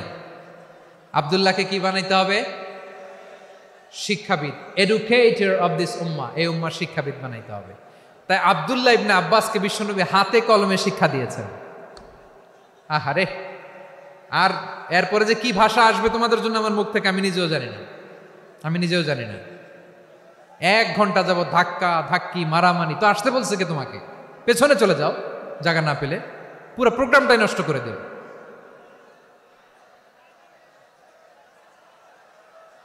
জি, আমার দিকে তাকান, আমি শেষ করে দিচ্ছি। হবে না, ইন্টেলেকচুয়াল আলোচনা এখানে হবে না, আমি বুঝতে পারছি, আমি শেষ করে দিচ্ছি। আব্দুল্লাহ ইবনে আব্বাস রাদিয়াল্লাহু তাআলা আনহু, মনোযোগ দিয়ে কয়েকটা মিনিট শুনুন, আমি এখনই শেষ করে দিচ্ছি, এরপর আওয়াজ করবে। এই যে এগুলো কি আমি বুঝলাম না। আমি বললাম না সব করা যাবে, বসে যাও, শুয়ে যাও, চলে যাও, আওয়াজ করা যাবে না।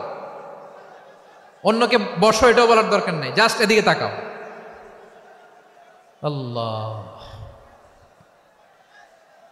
আব্দুল্লাহ ইবনে আব্বাস রাদিয়াল্লাহু তাআলা আনহু, উনাকে বিশ্বনবী হাতে কলমে শিক্ষা দিয়েছেন, যেহেতু উম্মতের শিক্ষাবিদ হবেন, এডুকেটর হবেন।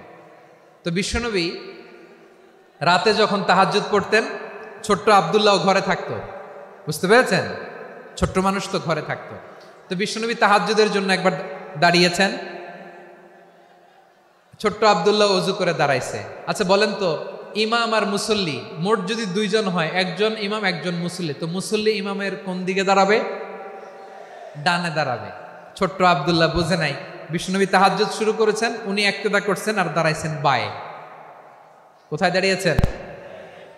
আব্দুল্লাহ বলেন, যখন আমি বায়ে দাঁড়ালাম, আখাযা রাসূলুল্লাহ সাল্লাল্লাহু আলাইহি ওয়াসাল্লাম উযুনি আল ইউমনা ইয়াফতিলুহা, বিশ্বনবী নামাজরত অবস্থায় আমার কান ধরে টেনে আমার ডান দিকে এনে দাঁড় করায় দিলেন। পড়েন সুবহানাল্লাহ। দেখেন, হাতে কলমে শিক্ষা। আর জীবনে ভুল হবে? কথা কয় না, আর ভুল হবে? আর ভুল হবে না। এভাবে বিশ্বনবীর অনেক সঙ্গ পেয়েছেন, সফর করেছেন, একই বাহনে বসেছেন, এক বাহনে বসে লম্বা নাসিহত করেছেন, বলেছেন, ইয়া গোলাম ইহফাজিল্লাহ ইয়াহফাজকা, ইহফাজিল্লাহ তাজিদহু তুজাহাক, ইদা সাআলতা ফাসআলিল্লাহ ওয়া ইদা ইসতাআনতা ফাসতাইন বিল্লাহ। আল্লাহর বিধান মানো, আল্লাহর বিধান রক্ষা করো, আল্লাহ তোমায় রক্ষা করবে। আব্দুল্লাহ, চাইতে হলে আল্লাহর কাছে চাও, সাহায্য চাইতে হলে আল্লাহর কাছে সাহায্য চাও। মনে রেখো, গোটা বিশ্বের সবাই যদি তোমার সাহায্য করতে চায় ততটুকুই করতে পারবে যতটুকু আল্লাহ তোমার নসিবে রেখেছে। গোটা বিশ্ব যদি তোমার বিরুদ্ধে ষড়যন্ত্রে দাঁড়িয়ে যায়, ক্ষতি ততটুকু করতে পারবে যতটুকু তোমার জন্য বরাদ্দ আছে, এর বাইরে কিছু করতে পারবে না। আওয়াজ করে বলেন ঠিক কিনা? এভাবে হাতে কলমে শিখিয়েছেন, বিশ্বনবী সঙ্গ পেয়েছেন। উনাকে বিষ্ণু ইসলাম শিক্ষাবিদ, এডুকেটর অফ দিস উম্মাহ হিসেবে সিলেক্ট করেছেন, হাতে কলমে শিখিয়েছেন। বিশ্বনবী একবার প্রকৃতির ডাকে সাড়া দিয়ে এসেছেন। এখন কি করতে হবে? নামাজের জন্য অজু করতে হবে। বিশ্বনবী এসেই দেখেন অজুর বদনায় পানি ভরা, খুশি হয়ে গেলেন, বললেন কে রেখেছে পানি? একজন বলল আব্দুল্লাহ রেখেছে। বিশ্বনবী অত্যন্ত খুশি হলেন, খুশি হয়ে একটা দোয়া করলেন, বললেন আল্লাহুম্মা ফাক্কিহু ফিদ্দীন ওয়া আল্লিমহু তা'ওয়ীল। আল্লাহ, তুমি আব্দুল্লাহকে দ্বীনের বুঝ দিও আর কোরআনের তাফসির শিক্ষা দিও। বিশ্বনবীর এই দোয়া এমন লাগছে, উনি রাইসুল মুফাসসিরিন, এই পৃথিবীতে যত মুফাসসির ছিল, যত মুফাসসির আসবে, সকল মুফাসসিরের সম্রাট হিসেবে স্বীকৃত হয়েছেন আব্দুল্লাহ ইবনে আব্বাস। বিশ্বনবী ওনারা আজান শিখান নাই, বিশ্বনবী ওনারা ল্যাঙ্গুয়েজ শিখান নাই, বিশ্বনবী ওনারা অ্যাম্বাসাডার বানান নাই, হাতে কলমে শিক্ষা দিয়েছেন। ছোট্ট মানুষ, বিশ্বনবী ইন্তেকাল করলেন, আবু বকরের সময় গেল, ওমরে ফারুকের খেলাফত, তখনও তিনি তরুণ। ওমরে ফারুক রাদিয়াল্লাহু তাআলা আনহু ওনার ক্যাবিনেট মিনিস্ট্রির বৈঠকে এই আব্দুল্লাহ ইবনে আব্বাসকে পাশ দিয়ে বসায় রাখতেন। বয়স্ক সাহাবারা এটা পছন্দ করতো না, তারা বলতো ঘটনা কি, আব্দুল্লাহর মতো ছেলে নাতি আমাদের আছে, এরা কেন রাখে ওমরে ফারুক? ওমরে ফারুক এটা টের পেলেন, তিনি বুঝতে পারলেন যে ক্যাবিনেট মেম্বাররা এটা পছন্দ করে না, ছোট্ট আব্দুল্লাহরা কেন রাখি, কেন যে রাখি এটা একদিন বুঝাবো। একদিন মিটিংয়ে তিনি সবাইকে বললেন, ইদা জাআ নাসরুল্লাহি ওয়াল ফাতহ। এই আয়াত দ্বারা উদ্দেশ্য কি বলেন তো মুরব্বী সাহাবীরা? এক সাহাবী বলেন, এই সূরা দ্বারা উদ্দেশ্য, আল্লাহ বলেছেন আমাদেরকে বিভিন্ন ল্যান্ড, বিভিন্ন এলাকা বিজয় করতে হবে। ওমরে ফারুক বললেন না, হয়নি। আরেকজন বললেন, বিজয় হওয়ার পর আমাদের বেশি বেশি আল্লাহর বরত্বের ঘোষণা দিতে হবে, এটা উদ্দেশ্য। ওমরে ফারুক বললেন না, হয় নাই। যারা জিজ্ঞেস করেন কেউ পারে না। সব শেষে বিশ্বনবী ছোট্ট আব্দুল্লাহরে বলেন, আব্দুল্লাহ, ইদা জা নাসরুল্লাহি ওয়াল ফাত, এর দ্বারা উদ্দেশ্য কি বলতো? ছোট্ট আব্দুল্লাহ বলেন, হুয়া আজালু রাসূলিল্লাহ। এই আয়াত দ্বারা বিশ্বনবীর বিদায়কে উদ্দেশ্য নেওয়া হয়েছে। ওমরে ফারুক বললেন, হাদা হুয়া, এটাই তো সঠিক উত্তর, এটাই সঠিক তাফসীর এই আয়াতের। কারণ ইদা জা নাসরুল্লাহি ওয়াল ফাত, যখন আল্লাহর সাহায্য আর বিজয় আসবে, ওয়ারাআইতান নাসা ইয়াদখুলুনা ফি দীনিল্লাহি আফওয়াজা, আপনি দেখবেন দলে দলে, ঢলে ঢলে, বানের পানির মতো মানুষ ইসলামের দিকে ঢুকতেছে, ইসলামের বিজয় হয়েছে। তো ইসলামের বিজয়ের মিশন নিয়ে নবী আসছে, বিজয়ী যখন হয়ে গেছে, এখন তো নবীর বিদায় হবে। জোরে বলেন ঠিক কিনা? কোন সাহাবী এই সূক্ষ্ম কথাটা ধরতে পারে নাই, ওই আব্দুল্লাহ ছাড়া। আব্দুল্লাহ যখন উত্তর দিছে, সব সাহাবীদের টনক নড়েছে। এরপর থেকে কোনো ক্যাবিনেট মিটিং এ আর কোনো সাহাবারা কোনো প্রশ্ন করে নাই। আওয়াজ করে পড়েন সুবহানাল্লাহ। বিশ্বনবী আব্দুল্লাহ ইবনে আব্বাসকে দ্য এডুকেটর অফ দ্য উম্মাহ, উম্মার শিক্ষাবিদ হিসেবে গ্রহণ করেছেন। আওয়াজ করে পড়তে হবে আল্লাহু আকবার। সাহাবীদের নামগুলো মনে থাকবে? এক নম্বরে আবু মাহজুরা, মুয়াজ্জিন বানাইছেন। যায়েদ ইবনে সাবিত, দোভাষী, ট্রান্সলেটর অফ প্রফেট, এবং তিনি ছিলেন বিশ্বনবীর ব্যক্তিগত সচিব। Musab ibn Umair, the first ambassador and diplomat of Islam. Abdullah ibn Abbas, এই উম্মার সবচেয়ে বড় এডুকেটর, শিক্ষাবিদ। আরেকজন ছিল আব্দুল্লাহ ইবনে মাসউদ রাদিয়াল্লাহু তাআলা। দুই আব্দুল্লাহ, আব্বাস গেল, আরেকজন হচ্ছে মাসউদ। মক্কার তরুণ, ছাগল পালতো মুশরিকের। বিশ্বনবী আর আবু বকর রাদিয়াল্লাহু তাআলা আনহু একবার গেলেন, যে দেখে এই তরুণ দাঁড়ায় আছে। বিশ্বনবী বলেন, আমি খুব ক্ষুধার্ত, তোমার কাছে কি দুধ আছে ছাগলের? আব্দুল্লাহ ইবনে মাসউদ বলে, আছে। ওয়ালাকিন আনা মু'তামান, কিন্তু যে দুধ আছে এটা আমানতের, আমি দিতে পারবো না। বিশ্বনবী এইটা শুনেই তারা টার্গেট করে ফেলছে। আনা মু'তামান, দুধ আছে কিন্তু এটা আমার মালিকের, আমি তো দরদ দেখাই, আমার মালিকের দুধ আপনি পথিক, আপনারা দিতে পারি না। বিশ্বনবী টার্গেট করে ফেলছেন, এরে আমার কাজে লাগাইতে হবে। বিশ্বনবী বললেন, আচ্ছা ঠিক আছে, দুধ দিও না, কিন্তু এমন ছাগি আছে কিনা যেই ছাগির সাথে কোনো ছাগলের মিলন হয় নাই, তার ওলানে দুধও আসে নাই, বাচ্চাও নাই, এরকম ছাগির থেকে যদি আমি দুধ খাই তাহলে তো সমস্যা নাই। বলতেছে, এরকম ছাগির থেকে দুধ খাইলে সমস্যা নাই, কারণ এরকম ছাগির ওলান থেকে দুধ আসবেও না। বলতেছে, ঠিক আছে, এরকম একটা ছাগি নিয়ে আসা হলো। বিশ্বনবী বিসমিল্লাহ বলে ওই ছাগির ওলানে হাত দিলেন। হাত দিতে দেরি, পুরো ওলানটা দুধে ভরে যেতে দেরি হয় না। বিশ্বনবী আর আবু বকর রাদিয়াল্লাহু তাআলা আনহু দহন করে পেট ভরে খেলেন। এই দৃশ্য আব্দুল্লাহ ইবনে মাসউদের হৃদয়ে দাগ কাটলো। এই মুজিজা দেখে তিনি বললেন, আশহাদু আল্লা ইলাহা ইল্লাল্লাহ ওয়া আশহাদু আন্না মুহাম্মাদুর রাসূলুল্লাহ। তিনি ষষ্ঠ মুসলিম ছিলেন, 6 নম্বর মুসলমান। ওনাকে টার্গেট করে বিশ্বনবী দেখলেন এমন ইন্টেলেকচুয়াল ব্রেন, উনি সূক্ষ্ম সূক্ষ্ম জিনিস বুঝে বেশি, ফিকহি জ্ঞান ওনার মধ্যে বেশি। বিশ্বনবী ওনাকে কোরআনের জ্ঞান শিক্ষা দিতে লাগলেন। উনি বিশ্বনবী সবার কাছে কোরআন শোনায়, কিন্তু বিশ্বনবী নিজে আব্দুল্লাহ ইবনে মাসউদের কাছ থেকে কোরআন শুনতো। বিশ্বনবী একবার বললেন, ইকরা আলাইয়া ইয়া মাসউদ। ইবনে মাসউদ একবার শোনাও তো কোরআন দেখি। আব্দুল্লাহ ইবনে মাসউদ বলে, আকরাউ আলাইকা ওয়া আলাইকা উনজিল। নবী, আপনার উপর কোরআন নাজিল হয় আর আমি আপনার সামনে কোরআন পড়ব। বিশ্বনবী বললেন, ইন্নী উহিব্বু আন আসমাআহু মিন গায়রি। আমি নিজে পড়তে যেমনি ভালোবাসি, অন্যে পড়ুক আমি শুনবো, এটাও আমি ভালোবাসি। সূরা নিসা তিনি তেলাওয়াত করে শুনিয়েছেন। এমন সূক্ষ্ম সূক্ষ্ম বিষয় বিশ্বনবী উনাকে ধরিয়ে দিয়েছেন। উনি হয়ে গিয়েছেন আব্দুল্লাহ ইবনে আব্বাস, হয়েছেন রাইসুল মুফাসসিরিন, উনি হয়ে গিয়েছেন ফাকিহুল উম্মাহ। উনার চাইতে বড় ফকিহ এই পৃথিবী আর দেখবে না। চিল্লায় বলেন সুবহানাল্লাহ। উনি বলতেন, ওয়াল্লাহি ওয়াল্লাহি ইল্লাযী লা ইলাহা গায়রু মা উনজিলাত সূরাতুন ইল্লা ওয়া আনা আ'লামু আইনা উনজিলাত ওয়া ফীমা উনজিলাত। বিশ্বনবী এমন ভাবে কোরআনের দার্স আমাকে দিয়েছেন, কোরআনে যত সূরা নাজিল হয়েছে, যেখানে নাজিল হোক না কেন আমি জানি এটা কোথায় নাজিল হয়েছে এবং কোন প্রেক্ষাপটে নাজিল হয়েছে। এমন একটা সূরা নাই যে সূরার কোথায় নাজিল হয়েছে আমি মাসুদের জানা নাই, কোন প্রেক্ষাপটে নাজিল হয়েছে আমার জানা নাই। এরকম ঘটবে না। চিল্লায় বলেন আল্লাহু আকবার। এই আব্দুল্লাহ ইবনে মাসউদ রাদিয়াল্লাহু তাআলা ওমর ফারুকের সময় কুফার চিফ জাস্টিস ছিলেন। কুফা নগরীর চিফ জাস্টিস। চিফ জাস্টিস বোঝেন নাই? বিচারপতি। কি ছিলেন? সবাই বলে নাই, কি ছিলেন? বিচারপতি ছিলেন। এবং ওনার যে ফিকহি জ্ঞানের ধারা, এটাই আলকামা, ইব্রাহিম আন-নাখাই, হাম্মাদ ইবনে সুলাইমান হয়ে ইমাম আবু হানিফা পর্যন্ত পৌঁছেছে। এবং ওনার ফিকহি জ্ঞানের ধারাই হানাফি মাযহাবে অ্যাকসেপ্ট হয়েছে। আজও এগুলো হানাফি মাযহাবে চর্চিত হয়। হানাফি মাযহাবের সব ফিক আব্দুল্লাহ ইবনে মাসউদের ফিকহি জ্ঞানের ধারা থেকে নেওয়া হয়েছে। চিল্লায় পড়েন সুবহানাল্লাহ। তাহলে উনাকে বিশ্বনবী বানিয়েছেন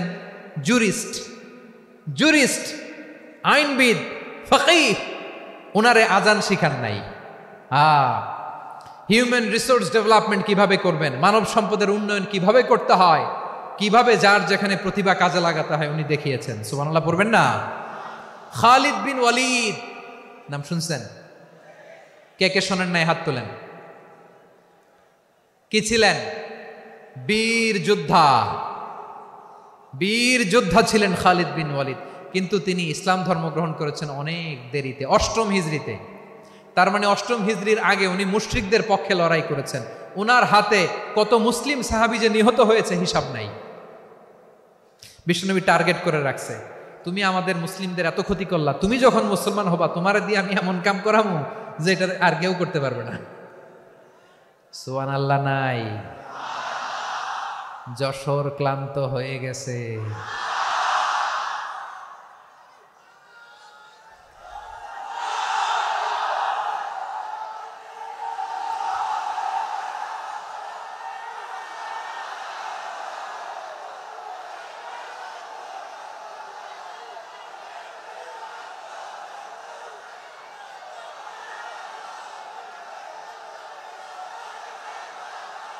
মাশাআল্লাহ। বসুন।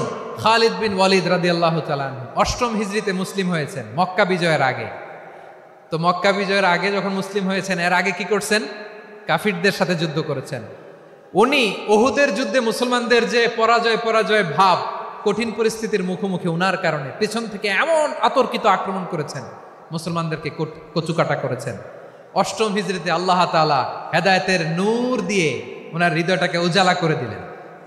লা ইলাহা এটা এমন বাণী যার হৃদয়ে একবার টাচ খাবে, এইটা থেকে সে আর পালিয়ে বেড়াতে পারে।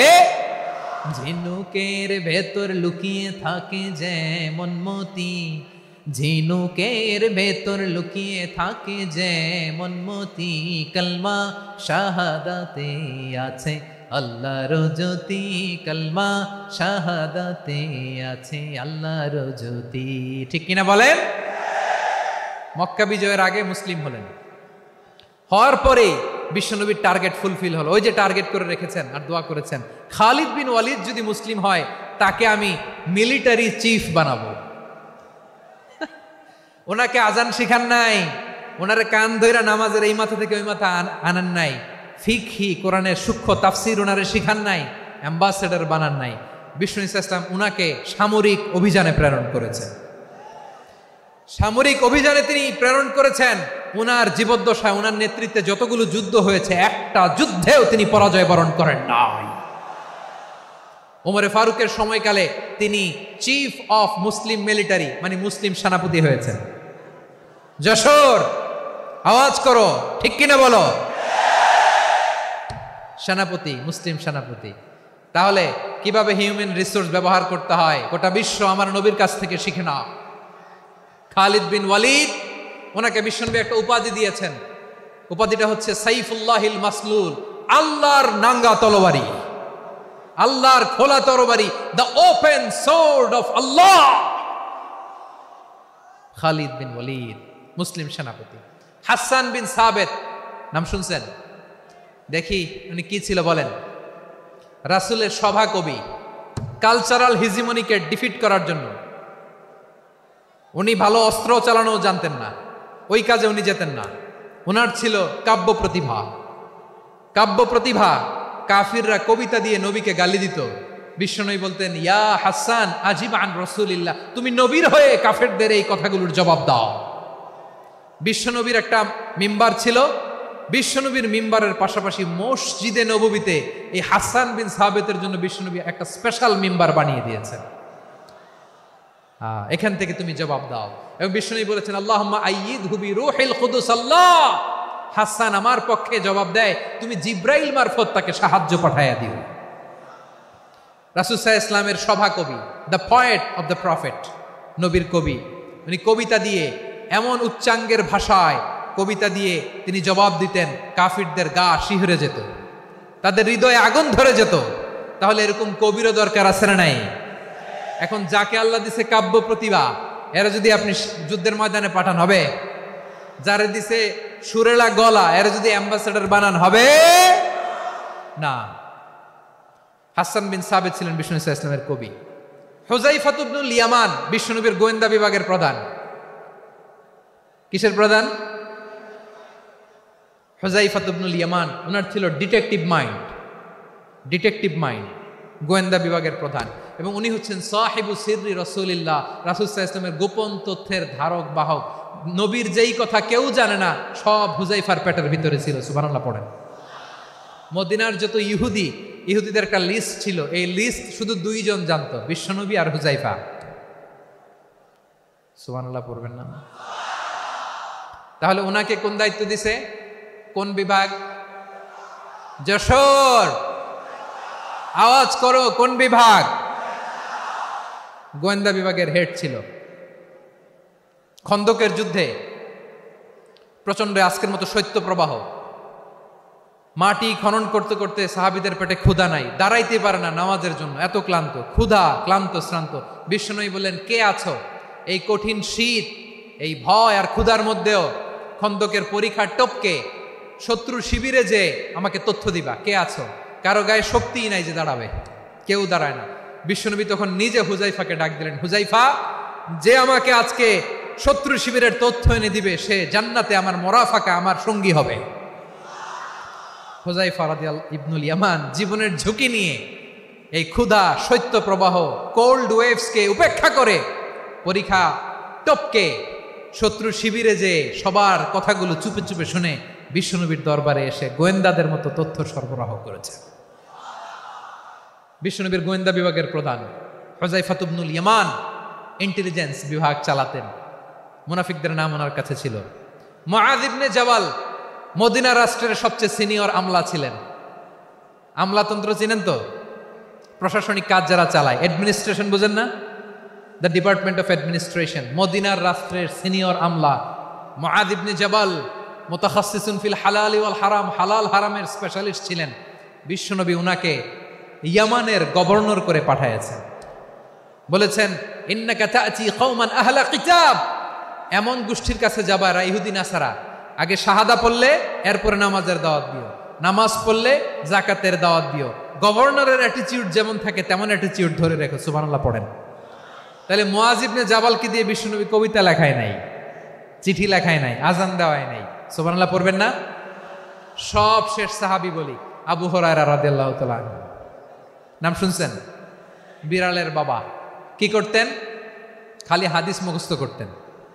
উনি বলতেন আলজামু রাসূলুল্লাহ আলা মিল ইবাতনি, আমার শুধু পেটের ক্ষুধার বন্দোবস্ত হইলে আমি নবীর সঙ্গ ছাড়তাম না।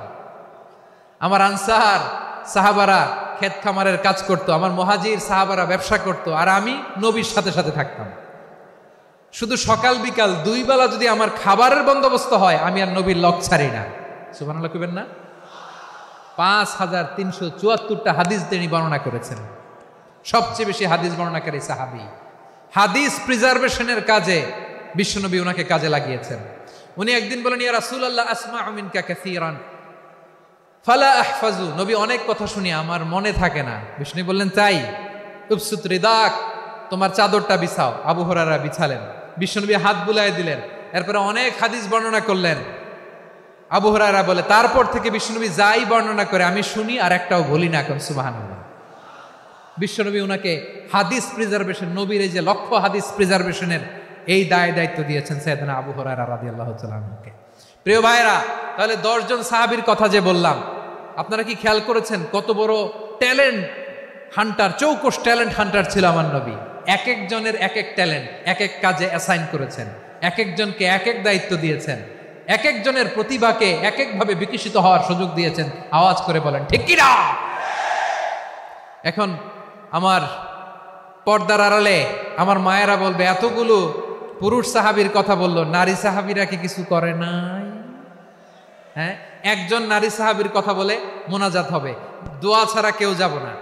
রুফাইদা আল আসলামিয়া রাদিয়াল্লাহু তাআলা আনহা, ওনার বাবার নাম সাআদ আল আসলামি। বিশ্বনবী কি খেয়াল করলেন দেখেন, সাআদ ছিল মদিনার বড় ডাক্তার। এই নারী সাহাবী রুফাইদা বাবার কাছ থেকে চিকিৎসা বিদ্যা শিখেছেন। যখন শিখছে বিশ্বনবী দেখলেন আমার তো প্রতি সপ্তাহে সপ্তাহে যুদ্ধে আহত সাহাবীদের সেবা দিবে কে? বিশ্বনবী রুফাইদাকে বললেন রুফাইদা তুমি মসজিদে নববীর পাশে একটা মেডিকেল ক্যাম্প করো। এই যে সাকিনা আদ্দিন মেডিকেলের আমার ছাত্রী বন্ধুরা শুনে রাখো, তোমাদের আইকন হচ্ছে রুফাইদা আল আসলামিয়া। বিশ্বনবীর ডিরেকশন অনুযায়ী তিনি মসজিদে নববীর পাশে একটা মেডিকেল ক্যাম্প করলেন এবং আহত সাহাবাদের চিকিৎসা উনি ওনার টিম নিয়ে দিতেন। বিশ্বনবীর পরামর্শে উনি আনসারি এবং মুহাজির মহিলা সাহাবীদেরকে নিয়ে একটা স্পেশাল মেডিকেল টিম গঠন করলেন। খায়বার যুদ্ধে 7ম হিজরিতে যখন বিশ্বনবী যায় উনি ওনার টিম নিয়ে আসলেন, বললেন ইয়া রাসূলুল্লাহ আমরা তো তলোয়ার চালাতে পারি না, আমরা তো তীর মারতে পারি না, আপনি যদি অনুমতি দেন খায়বার অভিযানে আমি আমার টিম নিয়ে মেডিকেল টিমের সেবাটা সার্ভিসটা দিতে চাই। পড়েন সুবহানাল্লাহ। বিশ্বনবী অনুমতি দিলেন, যোদ্ধা সাহাবীদের সাথে রুফাইদা আল আসলামিয়া উনিও মেডিকেল টিম নিয়ে অগ্রসর হলেন। খায়বারের প্রতিটা আহত ইনজুর্ড সাহাবী যারা ইনজুরির শিকার হয়েছেন সবাই রুফাইদা আল আসলামিয়ার এই মেডিকেল ক্যাম্প থেকে চিকিৎসা সহায়তা পেয়েছেন। সুবহানাল্লাহ পড়েন। দেখেন কিভাবে বিশ্বনবী ট্যালেন্ট বাছাই করতেন। আপনি অবাক হবেন, বাহরাইনের মেডিকেল ইউনিভার্সিটিতে রুফাইদা আল আসলামিয়া মেডিকেল প্রাইজ অ্যাওয়ার্ড প্রতি বছর দেয়া হয়। যদি 8 দিনের এই মেডিকেল আমার বোনেরা যদি জেনে থাকো জানো, না হলে নতুন করে জানো, সার্চ দিও রুফাইদা আল আসলামিয়া মেডিকেল অ্যাওয়ার্ড বাহরাইনের ইউনিভার্সিটিতে দেয়া হয়। প্রিয় ভাইয়েরা, তাহলে আলোচনার সামারি আমরা করি। বিশ্বনবী যার যেখানে ট্যালেন্ট তাকে ওইখানে কাজে লাগাতেন। আওয়াজ করে বলেন ঠিক কিনা? এবার একটা ইন্টারভিউ হবে, আওয়াজ করে বলেন আবু মাহজুরাকে বিশ্বনবী কি বানাইছেন? হ্যাঁ, ভুলে গেছেন?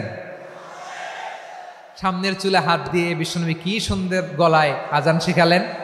মুয়াজ্জিন যায়েদ বিন সাবিতকে একাডেমিক প্রজেক্টের দায়িত্ব দিয়েছেন, তিনি ছিলেন বিশ্বনবীর দোভাষী ব্যক্তিগত সচিব। Musab ibn Umayer the first ambassador of Islam. Abdullah ibn Abbas উম্মার বড় শিক্ষাবিদ মুফাসসির। আব্দুল্লাহ ইবনে মাসউদ ছিলেন জুরিস্ট। কি ছিলেন? জুরিস্ট ছিলেন, এই উম্মার সবচেয়ে বড় জুরিস্ট। খালিদ বিন ওয়ালিদ সেনাপ্রধান। হাসান বিন সাবিত হাসান বিন সাবিত ছিলেন বিশ্বনবীর সভাকবি। কি ছিলেন? বিশ্বনবীর সভাকবি ছিলেন। এরপরে হুযায়ফা ইবনুল ইয়ামান কি ছিলেন? গোয়েন্দা বিভাগের প্রধান। মুআয ইবনে জাবাল কি ছিলেন? সিনিয়র আমলা, ইয়ামানের গভর্নর। আবু হুরায়রা রাদিয়াল্লাহু তাআলা আনহু হাদিস প্রিজার্ভেশনের কাজ করেছেন। আর আমাদের রুফাইদা আল আসলামিয়া রাদিয়াল্লাহু তাআলা আনহা কি ছিলেন? নার্স ছিলেন। নার্স হয়ে মেডিকেল সেবা দিয়েছেন। প্রিয় ভাইয়েরা, পুরো আলোচনার যদি সামারি করি তাহলে বিশ্বনবী যেভাবে হিউম্যান রিসোর্সকে ম্যানেজ করেছেন, যার যেখানে প্রতিভা কাজে লাগিয়েছেন, আমরাও যদি করি আমাদের বাংলাদেশের চিত্র আমরা পাল্টে যেতে পারবো। আমরা শুরুতে শুনেছি মানুষের আছে অসীম সম্ভাবনা, প্রতিটা মানুষ অনন্য, যত্ন নিলে, যথাযথ পরিচর্যা করলে মানুষ বিশ্ব জয় করতে পারে, ঠিক কিনা? আমাদের হাফেজে কোরআনের সামনে দাঁড়াতে পারে এমন কোনো হাফেজে কোরআন আল্লাহর জমিনে জন্ম হয় নাই। গোটা বিশ্ব কাঁপিয়ে তারা সেরা, আমাদের ক্রিকেটাররা সেরা, আমাদের তৈরি পোশাক শিল্প সেরা। এরকম অনেক অনেক সেরা জিনিস আছে, আমরা এগুলোর নার্চারিং করতে পারি নাই, পরিচর্যা করতে পারি নাই, সঠিক তারবিয়াতের অভাব। তাহলে মানুষের অসীম সম্ভাবনাকে কাজে লাগাতে হবে, ঠিক কিনা বলেন? ইউনুস গভর্নমেন্টকে আমি বলবো, অল্প সময়ের জন্য আপনারা এসেছেন, সংস্কারও করতে হবে, আবার নির্বাচনও করতে হবে। সব সংস্কার হয়তো করতে পারবেন না, যতটুকু পারবেন এর মধ্যে আমাদের যে হিউজ ম্যান পাওয়ার, আমাদের যে মানব সম্পদ, হিউম্যান রিসোর্স, এটাকে ডেভেলপ করে আপনাদের যেতে হবে। যেটা পারবেন না সেটাকে পরবর্তী নির্বাচিত গভর্নমেন্টের কাছে রেখে যেতে হবে, যে তারা যেন করে, তাদের কাছে আপনারা এটা রেখে যাবেন। তাহলে মানুষ চাইলে বিশ্ব জয় করতে পারে। আর মানুষকে হারাতে পারে কেউ? জোরে বলো যশোর, মানুষকে হারাতে পারে কেউ? আল্লাহ আমাদেরকে জনসংখ্যা দিয়েছেন প্রিয় ভাইয়েরা। এই জনসংখ্যা অনেক বড় সম্পদ, এটা আমাদের জন্য অভিশাপ নয়, আশীর্বাদ। আমাদের জনসংখ্যাকে যদি আমরা জনশক্তিতে রূপান্তর করতে পারি, আজকে বাংলাদেশ যে অবস্থানে দাঁড়িয়ে আছে, বাংলাদেশ তার 20 গুণ উন্নতির শিখরে চলে যাবে। চিল্লায় বলো ঠিক কিনা? আমাদের শ্রমিক ভাইয়েরা বাইরে কাজ করে, আমাদের শ্রমজীবী ভাইয়েরা, প্রবাসীরা, তাদের ব্যাপারে গুরুত্ব দিতে হবে। আমাদের শ্রমের দাম সবচেয়ে কম, সবচেয়ে কম। তারা এম্বাসিতে গুরুত্ব পায় না, এয়ারপোর্টে গুরুত্ব পায় না। এই সরকার অবশ্য তাদেরকে অনেক গুরুত্ব দিচ্ছে। আমাদের অদক্ষ শ্রমিককে যখন আমরা দুবাই পাঠাই, অল্প বেতন পায়, কিন্তু ইন্ডিয়ানরা দক্ষ শ্রমিক পাঠাইলে তার 3 গুণ বেতন পায়। আমরা আমাদের শ্রমিকদেরকে অদক্ষভাবে আর পাঠাতে চাই না, দক্ষ শ্রমিক পাঠিয়ে আমরা রেমিটেন্সের বন্যা বইয়ে দেব। আমাদের শ্রমিকদের পাঠানো রেমিটেন্সের টাকায় সচল থাকে আমার দেশের অর্থনীতির চাকা। তাদেরকে সবচেয়ে গুরুত্ব দিতে হবে। আমরা পেয়েছি ফ্রিডম ফাইটার, মুক্তিযোদ্ধা, আর আমার প্রবাসী ভাইরা হচ্ছে রেমিটেন্স ফাইটার। জোরে বলো ঠিক কিনা? তাহলে আমাদের এই জনশক্তিকে জনসম্পদে ট্রান্সফর্ম করতে হবে, ঠিক কিনা বলেন? সরকার জনগণকে এভাবে পলিশ করতে হবে। মা বাবারা ছেলে মেয়েদের মধ্যে কার কোন যোগ্যতা তাকে ওইভাবে কাজে লাগাতে হবে। সবার এ প্লাস পাওয়ার কোনো দরকার নাই। আমাদের দেশে একটা টেন্ডেন্সি আছে, পরীক্ষায় এ প্লাস না পাইলে কই তুই কি করলি, পাশের বাড়ির ছেলে এ প্লাস পাইছে, যা ওর পা ধোয়া পানি খা।